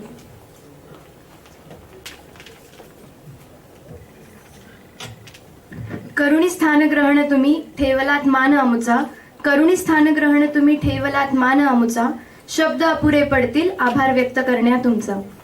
कोणत्याही कार्यक्रमाचा शेवटचा टप्पा म्हणजे आभार प्रदर्शन. आज आपल्याला प्रमुख वक्ते म्हणून लाभलेले डॉक्टर प्रशांत गायकवाड सर यांनी आपला अमूल्य वेळ आम्हाला देऊन आम्हाला जे मोलाचे मार्गदर्शन केले याबद्दल मी त्यांचे आभार मानते. सेवांकुर वाचन कट्टा चला वाचूया, स्वतःला घडवूया यामध्ये ज्यांनी ज्यांनी पुस्तकांबद्दल आपले मनोगत व्यक्त केले त्यांचे सर्वांचे मी आभार मानते. ऋणी आहोत आम्ही आपले देते शब्द सुमनांचा उपहार. आपला मौल्यवान वेळ दिला आम्हासाठी आज मानते आपले आभार. आपण सर्वांनी आपला अमूल्य वेळ आम्हाला दिला याबद्दल मी सर्वांचे आभार मानते. तसेच या कार्यक्रमाचे आयोजन करण्यासाठी ज्यांनी पुरेपूर प्रयत्न केले आणि कार्यक्रम व्यवस्थितरित्या पार पाडला याबद्दल मी सर्वांचे आभार मानते. धन्यवाद.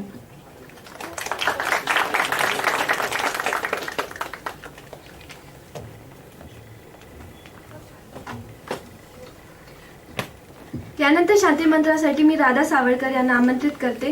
या CSMSS आयुर्वेदिक कॉलेजमध्ये 3य वर्षाचे शिक्षण घेते. शांती मंत्रानंतर कोणतीही सूचना दिल्या जाणार नाही. कॉरिडॉरमध्ये चहाची व्यवस्था केली आहे. ज्यांना पुस्तके वाचण्याची आवड आहे त्यांकरिता बाहेर बुक स्टॉल लावलेले आहे. तिथून तुम्ही तुमची आवडती पुस्तके खरेदी करू शकता. आणि मी सांगितल्याप्रमाणे GDC कॉलेजचे विद्यार्थी आणि आजची व्यवस्था टीम त्यांनी इथेच थांबायचं आहे.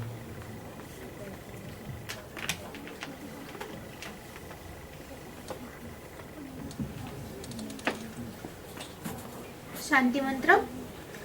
सर्वे भवन्तु सुखिनः, सर्वे भवन्तु सुखिनः, सर्वे सन्तु निरामयाः, सर्वे सन्तु निरामयाः, सर्वे भद्राणि पश्यन्तु, सर्वे भद्राणि पश्यन्तु, मा कश्चित् दुःखभाग् भवेत्, मा कश्चित् दुःखभाग् भवेत्.